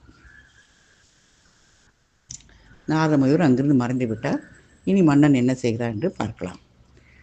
2067. மகதி ஆளினன் மன்னனை திருத்தியது அறிந்து தகுதியல்லன சார்த்தும் தாபதன் நமக்கு என்ன உகுமனத்தொடும் துன்மதத்தினர்கள் ஓட்டந்தார் புகழ்செய் மன்னனும் அடுத்தனன் புகரரு பேரூர். தகுதி அல்லன மனத்தோடுனா, அதாவது தகுதி அல்லன சார்ந்துள்ள நமக்கு முனிவன் என்ன செய்வானோ அப்படின்னு வருந்திய மனத்தோடு அந்த தாபதன்னா முனிவன், ஓட்டந்தார்னா தாமாக ஓடிவிட்டார்கள். ஏன்னா திருந்திட்டார் மன்னர், திருந்தி என்ன செய்வாரோ அந்த முனிவன் என்ன செய்வாரோ நம்மளுக்கு அப்படின்னு சொல்லி வருந்தி பயந்துக்கிட்டு வருந்திய மனத்தோட அந்த முனிவர்கள்லாம் என்ன செய்கிறாங்க, தாமாக ஓடிவிட்டார்கள். மகதியாள் முனிவராகி நாரதர் மன்னனை நல்வழியில் திருத்தினார். அதனை அறிந்த அந்த தகுதியில்லாத வழியை சார்ந்து நின்ற காபாடியர்கள் நமக்கு முனிவன் என்ன செய்வானோ என்று வருந்திய மனத்தோடு ஓட்டம் பிடித்தனர். புகழை உடைய மன்னனும் குற்றமற்ற பேரூரை அடைந்தான். அடுத்த படம் 2068. தத்துவார் திரை காஞ்சியில் தன் புனல் ஆடி பத்தியோடு உயர் கோயிலில் படந்தெதிர் பணிந்து வைத்த வேல் விழி மரகத வல்லியோடு அமர்ந்த அத்தனார்தமை போற்றினன் அகன்றன பிழைகள். தத்துவார் திரைனா தத்தி செல்லும் நீண்ட அலைகள், வைத்த வேல் விழினா மரகதவல்லி அம்மை, அதாவது கூர்மையான வேல் போன்ற விழிகளை உடைய மரகதவல்லி. வையே கூர்மை அப்படின்னா அது இதில் வரும், தொல்காப்பியத்தில் வை தான் கூர்மைன்னு சொல்லி வருது, அதைத்தான் இந்த இடத்துல வைன்னு சொல்கிறார். வைத்த வேல்வெளின்னு சொல்கிறாருல, அதுக்கு காரணம் கூர்மையான போன்ற வழிகள்.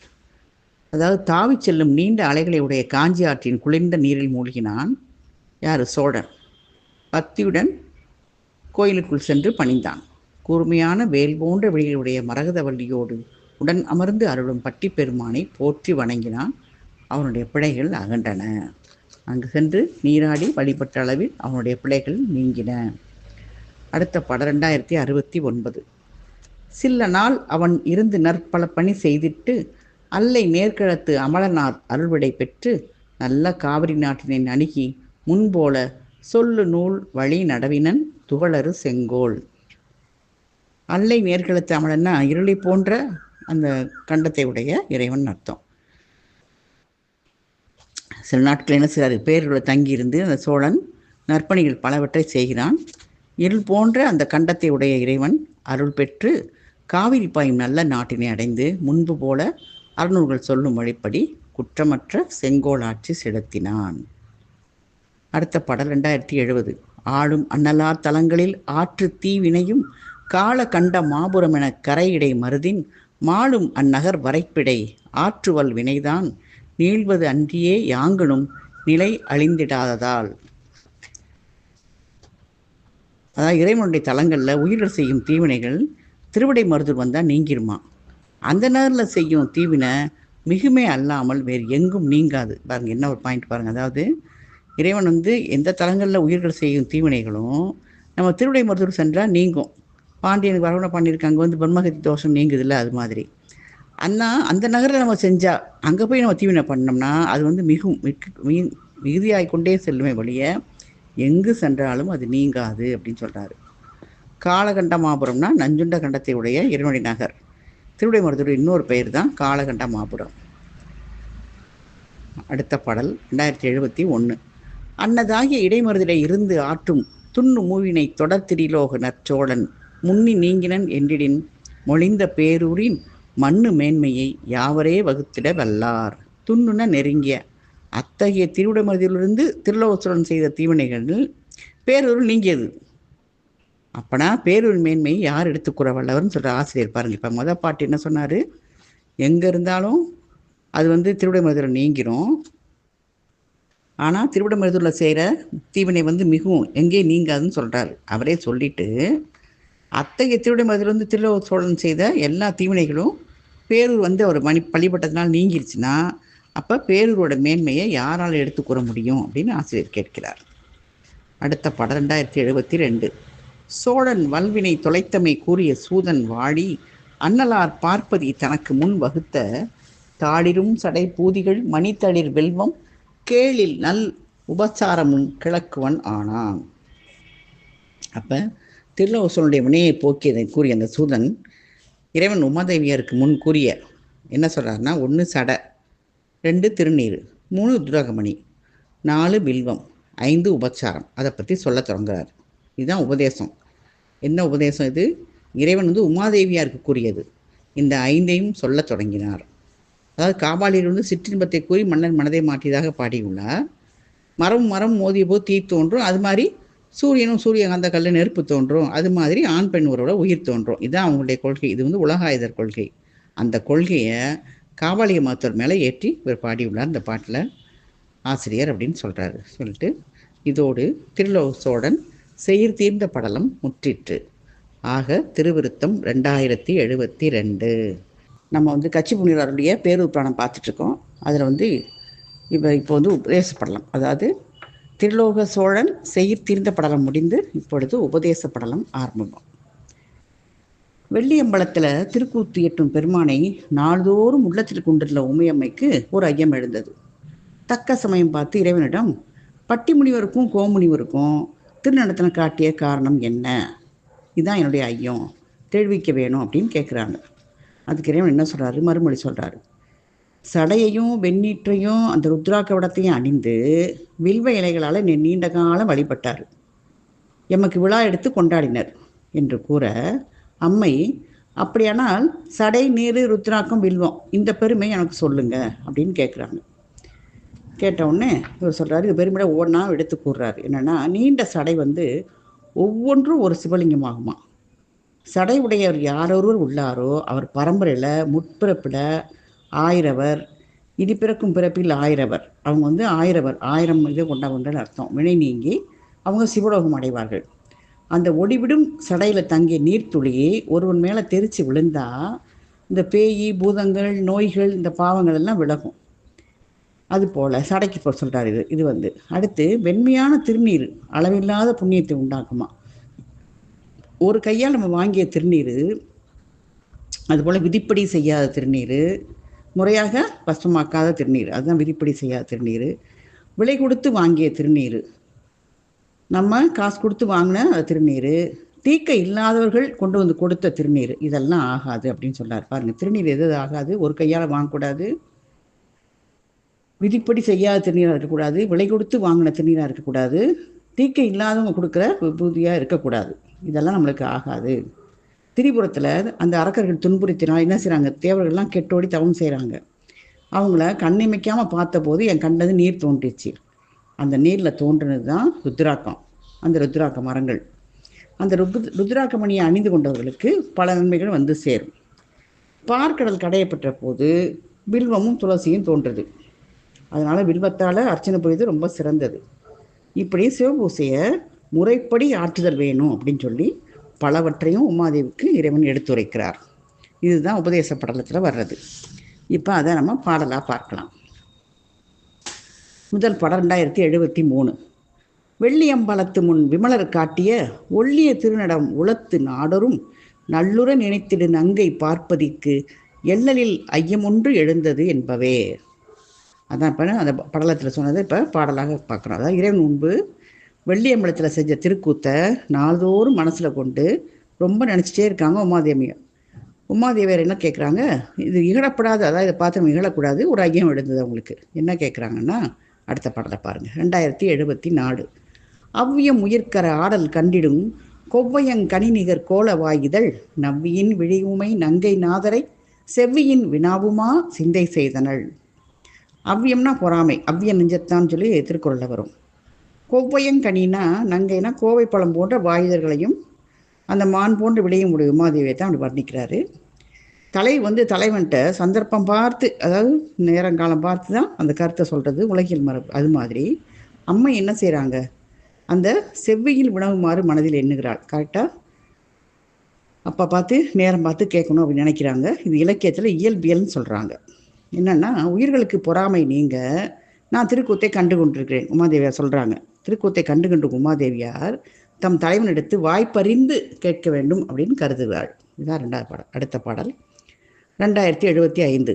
பன்னவர் தொழுதரும் பட்டி நாயகர் உன்னெகிழ் கருணையின் ஒரு தினம் தனில் என்னரு மகிழ்ச்சியின் இருந்த செவ்வியை தண்ணிய இமவரை தையல் நோக்கினாள். பன்னவர்னா தேவர்கள், அதாவது தேவர்கள்லாம் தொழுது வழங்குற பட்டி பெருமான் ஒரு நாள் மகிழ்ச்சியோடு இருக்காரு. அந்த எண்ணுதற்கரிய மகிழ்ச்சியோடு இருந்த இமயரசன் மகளாகிய உமாதேவி பார்க்குறா.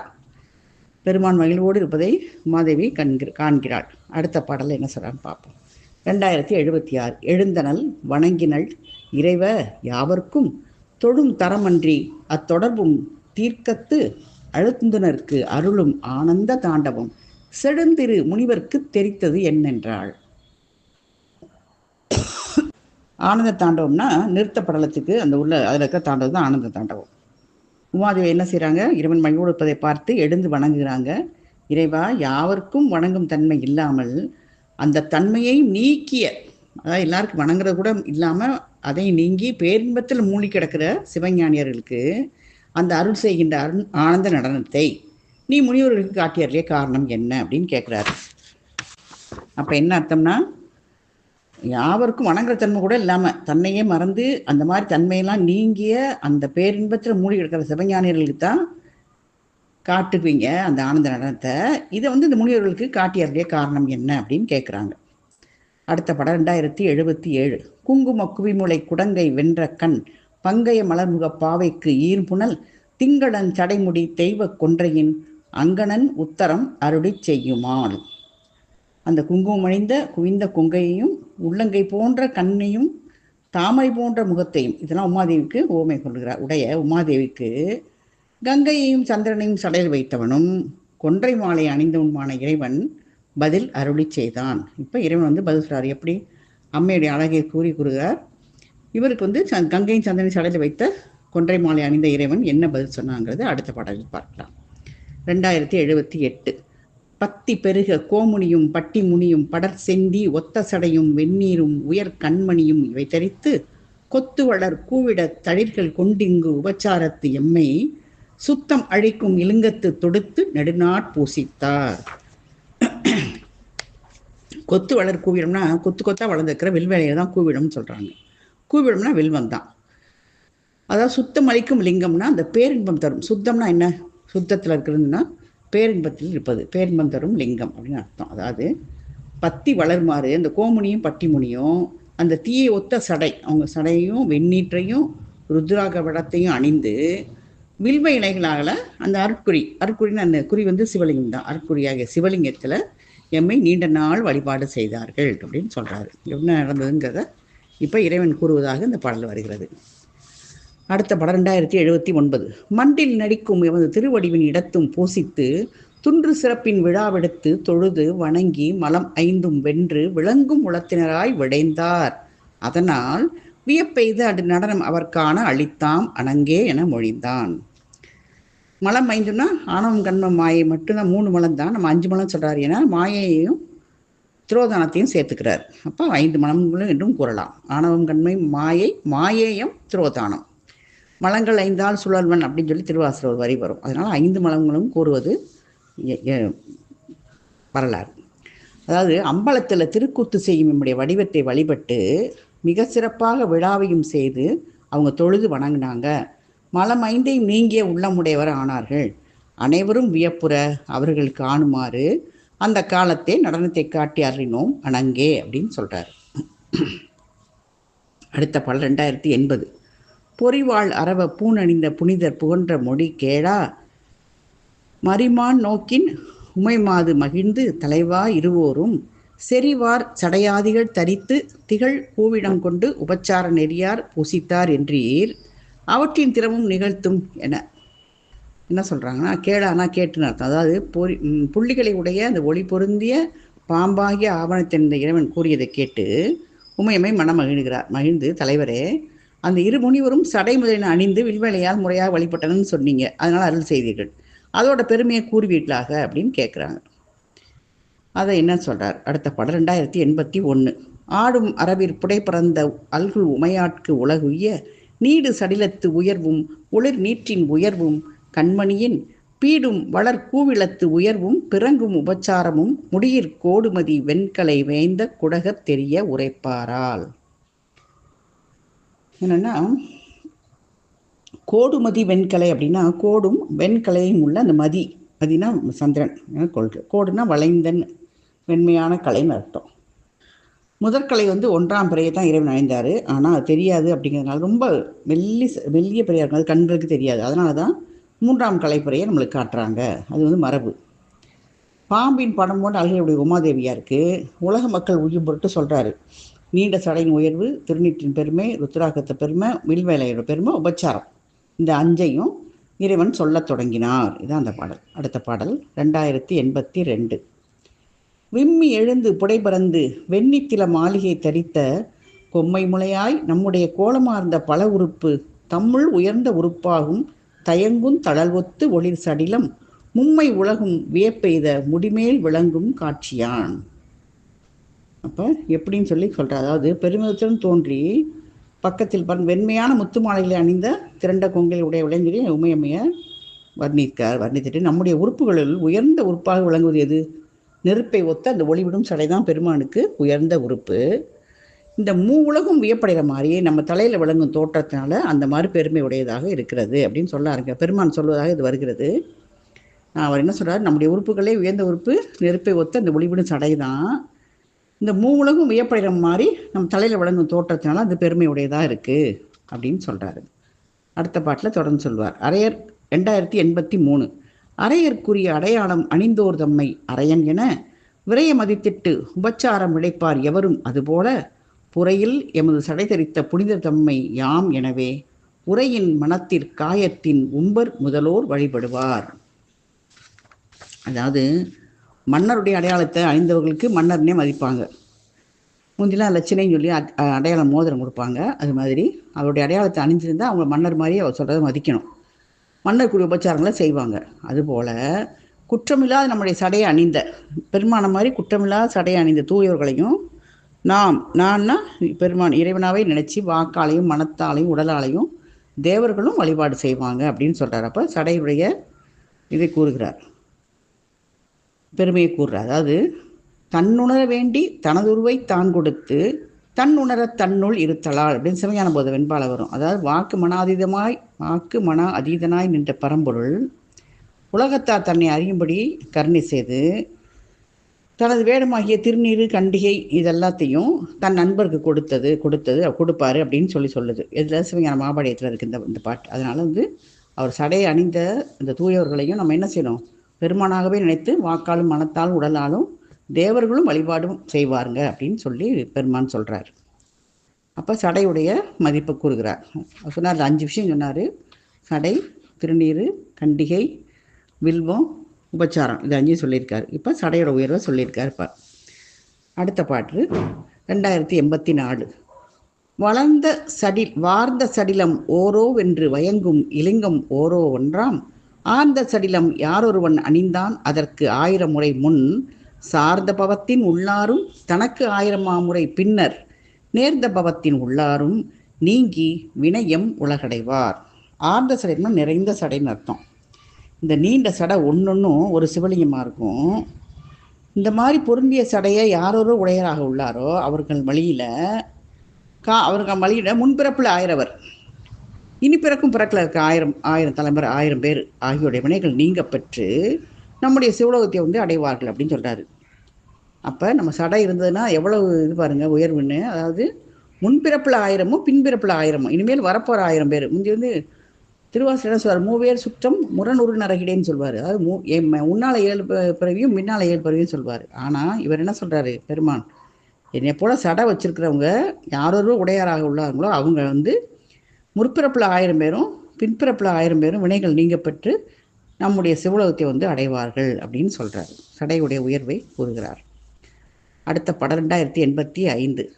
கதிரும் சடிலன் தரித்தானை கண்டு வணங்கான் தவமெல்லாம் உதிரும் பரிந்து வணங்கினான் உழப்பில் பாவியாயிடினும் முதிரும் தவத்தோடு உயர் செல்வம் மொய்க்கும் அவர்க்கே செடுங்கனக பிதிரும் கனியின் நருந்தாதும் பேதுற்று இரியும் சுணங்கினாய். செழுங்கனக பிதிரும் கனியின் நருந்தா அப்படின்னா என்னன்னா, செம்மையான பொன்னும் வெளிப்பட்டு தோன்றும் அந்த வேங்கைப்பூவின் தாதுக்கள். வேங்கைப்பூவுடைய தாதுக்கள் வந்து அது பொன்னிறமாக இருக்கும். அது தோற்றுவிடும் சிறப்பை உடையதான். அந்த மாதிரி தேமலை உடையவளே, அந்த தாதுக்கள் போன்ற உடம்புல தேமல் உள்ள பெண்ணேன்னு கூப்பிட்றாரு. கனினா வேங்கை, வேங்கை தான் கனி அப்படின்னு சொல்கிறாங்க. அதாவது சுணங்குடையவளே, மொத்தத்தில் அந்த தேமல் உடையவளே, விளங்கும் சடையை உடைய ஒருவனை கண்டு வணங்காமல் இருந்தால் அவனுடைய தவம் முழுதும் நீங்குமா. இப்போ சடையோடு இருக்கிற ஒருத்தரை பார்த்து நம்ம வணங்காமல் இருந்தோம்னா நம்மளுடைய தவம் முழுசும் நீங்கிடும்.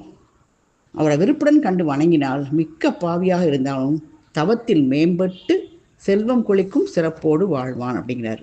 அப்போ சடையோடு இருக்கிறவங்கள நம்ம கட்டாயம் வணங்கணும். வணங்காட்டி நம்ம செஞ்ச தவம்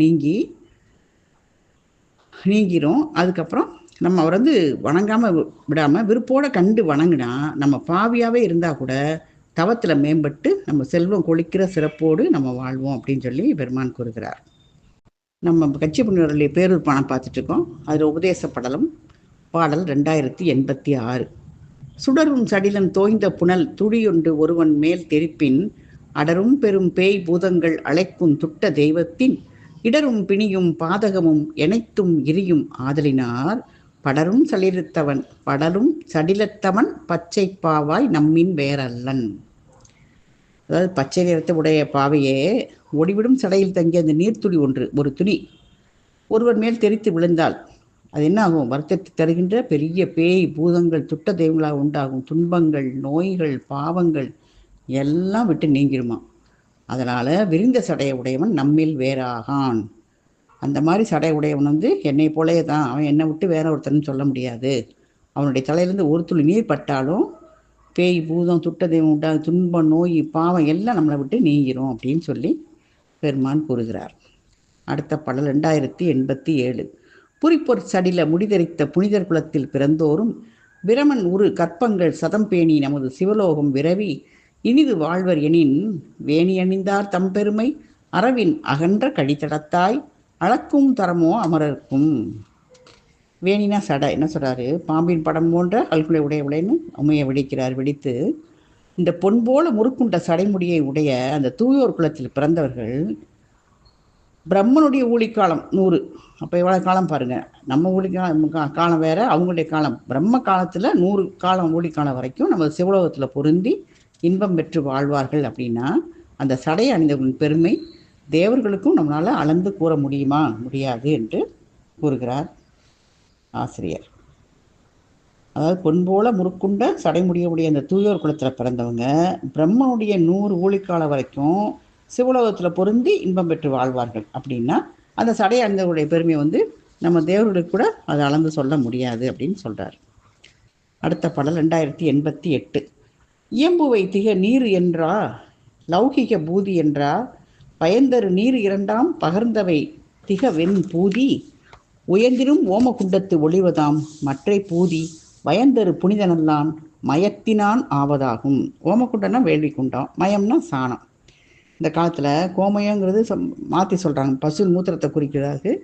இலக்கியங்களில் கோமயங்கிறது பசுவோட சாணத்தை குறிக்கிறதாகும்.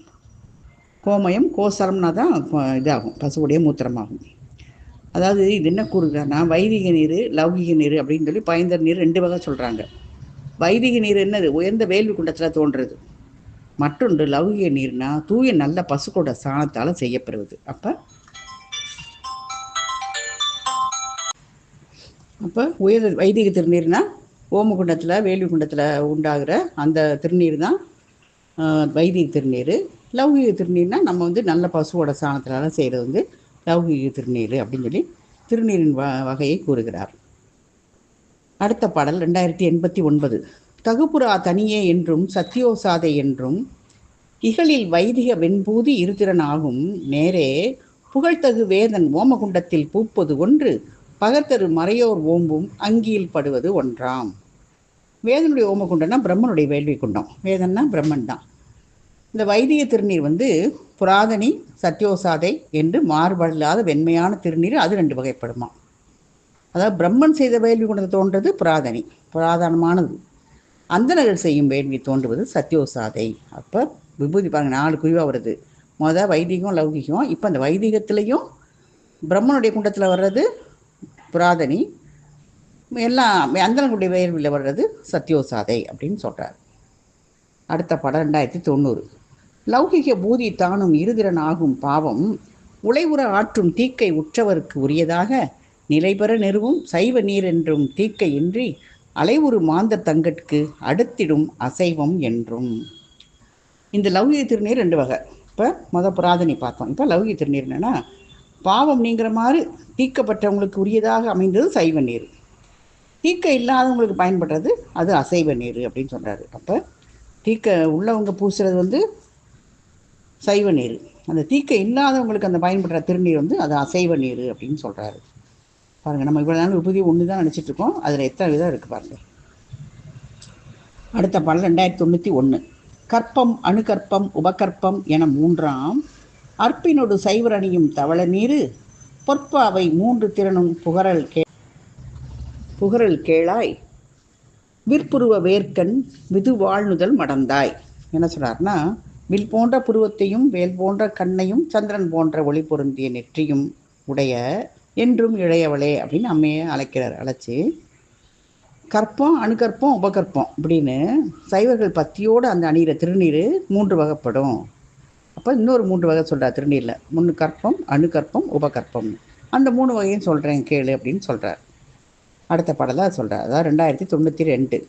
கன்று பய வாத கடி நாகு புனிற்றுக்கோ கன்று இறுதி உற்ற கபிலை குல மலட்டான் கன்று துணை ஈன்ற கறவை திரள் முதிர்ந்த கன்றுரு பசுக்கரு வயிற்று வளர் பெற்றம். அப்பனா என்ன சொல்கிறாருன்னா, கன்று பயவாத களினாகுன்னா இளமையான கிடாரி, புனிற்றுக்கோன்னா அண்மையில் கன்றின்ற பசுவான், புனிரன் கிழவி அப்படின்னு சொல்கிறது தான் தொல்காப்பியத்தில் சொல்லுவாங்க. அது மாதிரி இப்போ 2 விதமாக சொல்கிறாரு. கன்று பயவாத இளமையான கிடாரி ஒன்று, அண்மையில் கன்றின்ற பசு ஒன்று. 10 நாள் பசு, 10 நாள் தான் இருக்கும் அந்த மாதிரி. அதாவது ஒன்று கன்று ஈனாத கிடாரி, கன்று ஈன்று 10 நாளான பசு, அப்புறம் அந்த ஈன்ற கன்று இறந்த பசு, அது 3ஆவது வகை. 4ஆவது மலட்டு பசு, 5 இரட்டை கன்று ஈன்ற பசு, 6 முற்றிய கன்று உள்ள பசு, 7 கற்பமுடைய பசு, வயிற்றில் குழந்தையோடு இருக்கிற பசு. இதுகளும் அப்படியே தொடர்ச்சியாக சொல்கிறார். இன்னும் அந்த பசுக்களை பற்றி நிறையா சொல்கிறார் பாருங்கள். அடுத்த பாட்டில் 2093. வார்ந்த செவி கோடு நெடு வால் அவைகள் தம்மில் தீர்ந்த சுரபி தொகுதி தீது வளர் பவ்வி ஆர்ந்துவது காளி பிணி ஆன்ற குடம் சுட்டென்று ஓர்ந்து இவை நீங்க எழில் ஓங்கி வளர்கற்றான். அதாவது எந்தது மாதிரி சொன்ன, அதாவது வழி வழி வர பசுக்களில் ஈன்ற 10 நாளுக்கு உட்பட்டதும் அந்த ஈனாத கிடாரியும் நோய் உடையதும் கன்று செத்ததும் அப்புறம் கிழடு மலடு அந்த மலம் தின்பது இதெல்லாத்தையும் நீங்கி சிறந்தவற்றில் தான் செய்யணும்னு சொல்லி பெரிய புராணங்களில் சிவகவிமணி CKS ஐயா கூறியிருக்கிறார்கள். அதான் என்ன சொல்கிறான்னா, இப்போ போன தடவை எத்தனை சொன்னார், இதில் 7 சொன்னார்ல, கற்பமுடைய பசுவோடு சேர்த்து 7. இப்போ 8 வந்து நீண்ட காது சிறிய காது உடைய பசு, கொம்பு நீண்ட குறைந்த பசு, வால் நீண்ட குறைந்த, வால் நீண்டும் இருக்கக்கூடாது குறைந்து இருக்கக்கூடாது, அதுதான் அர்த்தம். அதாவது எப்படின்னா, கொம்பு நீண்ட குறைந்தன்னா கொம்பு நீளமாக இருக்கக்கூடாது குறைந்து இருக்கக்கூடாது, வாலும் நீண்டு இல்லாத குறைந்து இல்லாத பசு. அடுத்து மலம் தின்னும் பசு, அப்புறம் நோயுற்ற பசு ஆகியவைகளும் இது அல்லாதனவற்றை எல்லாம் ஆராய்ந்து அதிலிருந்து எடுக்கப்படுகிற சாணத்திலிருந்து செய்யப்படுற திருநீர் தான் நல்லதுன்னு சொல்ல போகிறார். அடுத்த பாட்டில் என்ன சொல்கிறார், இதை வந்து அதுதான் நல்ல திருநீர்னு சொல்கிறார். அந்த மாதிரி எப்படி எடுக்கணும்னு சொல்லி, அதாவது 12 வகையான பசுக்கள் சொல்லி அது இல்லாததாக ஆராய்ஞ்சி அதிலிருந்து எடுக்கிற சாணம் தான் நல்ல திருநீர் அப்படின்னு சொல்லி பெருமான் கூறுகிறார். அடுத்த பாடல் 2094. பங்குனியில் நெல்லரி படைக்கண் உரு தாழ் மேய்ந்து அங்கவை விடுத்த மயம் அட்டமி ஈரேழில் தங்கு 15 வளர் சாதமனு ஓதி மண்தனில் விழாமுன் மறை மெல்லிலையின் ஏற்று. அதாவது பெரிய பணத்தை என்ன சொல் இது சிகே சையா சொன்னா சொல்கிறாரு, அதாவது பங்குனி தை மாதத்தில் வைக்கோலை மேய்ஞ்சிட்டு பசுஞ்சாணத்தை முன்புரிய வகையினால் அஷ்டமி, அமாவாசை, பௌர்ணமி, சதுர்த்தசி இந்த நாளில் சத்யோஜாத மந்திரத்தால், சத்யோஜாத நமகன்னு சொல்லி அந்த மந்திரத்தால் ஏற்று அந்த மேல் இருக்கும் வழும்பை ஒழிச்சிடணுமா. வாமதேவத்தால் பஞ்சகவியம் விட்டு அகோரத்தால் பிசைந்து, அது அப்படின்னா எல்லாம் மந்திரம், மந்திரத்தை சொல்லி தான் சொல்கிறாரு. அகோரத்தால் பிசைஞ்சு தற்புடத்தால் உருண்டை செஞ்சு ஈரமாக வச்சாலும் சரி, இல்லை உலர்ந்த பிறகுனாலும் சரி. அப்போ தற்புடத்தால் உருண்டை செஞ்சு ஈரமானாலும் சரி, உலர்ந்திருந்தாலும் சரி, அந்த ஓமத்தியில் ஈசானத்தில் இட்டு சுட்டு எடுத்த நீர் தான் கற்பம் அப்படின்னு சொல்லி பெரிய புராணத்தில் சொல்லியிருக்காரு உரையாசிரியர். இப்போ என்ன சொன்னா, பங்குனி மாதத்தில் நெல் அறுத்தோன்னே அடித்தாளாக இருக்கும். தாளை மேய்ஞ்சா அந்த பசுக்களை அஷ்டமி, சதுர்த்தி, பௌர்ணமி அந்த காலத்தில் அந்த பசுவோட சாணி நிலத்தில் விடுறதுக்கு முந்தையே அது போட போதும் தெரிஞ்சாலே நம்ம சத்யோஜாத மந்திரத்தை கூறி தாமரை இலையை வச்சு ஏந்தி பிடிச்சி அதை எடுக்கணும். அப்படி எடுத்து தான் நம்ம திருநீர் செய்யணும்னு சொல்லி நம்ம ஆசிரியர் சொல்கிறார், கச்சியப்பனுவர் கூறுகிறார். அடுத்த பாடல் 2095. வளும் பொருவி வாம மனு ஓதி வளர்கவ்யம் பொழிந்ததில கோரமது போற்றுவு பிசைந்து செழும்புருடம் விண்டு திரள் செய்து திகழ் ஓமத்து எழுந்தளல் மடுத்த பின் எடுத்திடல் ஈசானம். முதல்ல வழும்பு உரிஞ்சனால குற்றம் நீக்கி, அதாவது மேலாப்பில் கொஞ்சம் வலிச்சு எடுத்துடுறது. தண்ணீர் கூட சில பேர் இப்படி மேலே அப்படி வலிச்சு நீக்குவாங்க. அது மாதிரி பண்ணிவிட்டு கவ்யம் பொழிஞ்சனா பசுமூத்திரத்தை கலந்துன்னு அர்த்தம். அதாவது குற்றமற்ற அந்த வாசுதேவ மந்திரத்தை கணித்து அந்த பசு சாணத்தை நல்லா ஒன்றா சேர்க்கணும். நல்லா குளத்து ஒரே மாதிரி ஆக்கிட்டு பசுமூத்திரத்தை சாணத்தில் கலந்து அந்த அகோர மந்திரத்தை கணிச்சிக்கிட்டே பிசையணும். அப்புறம் தற்புருத மந்திரத்தை கணிச்சிக்கிட்டே அதை உருண்டை பண்ணணும். அப்புறம் வேள்வித்திரை இட்டு வெந்த பிறகு ஈசான மந்திரத்தை கணித்து கொண்டு அந்த திருநீற்றை எடுக்க வேண்டும். அப்போ திருநீர் எடுக்கிறதுக்கு உள்ள முறைகளை எல்லாம் விளக்கி கொடுக்கிறார் ஆசிரியர். திருச்சிற்றம்பலம்.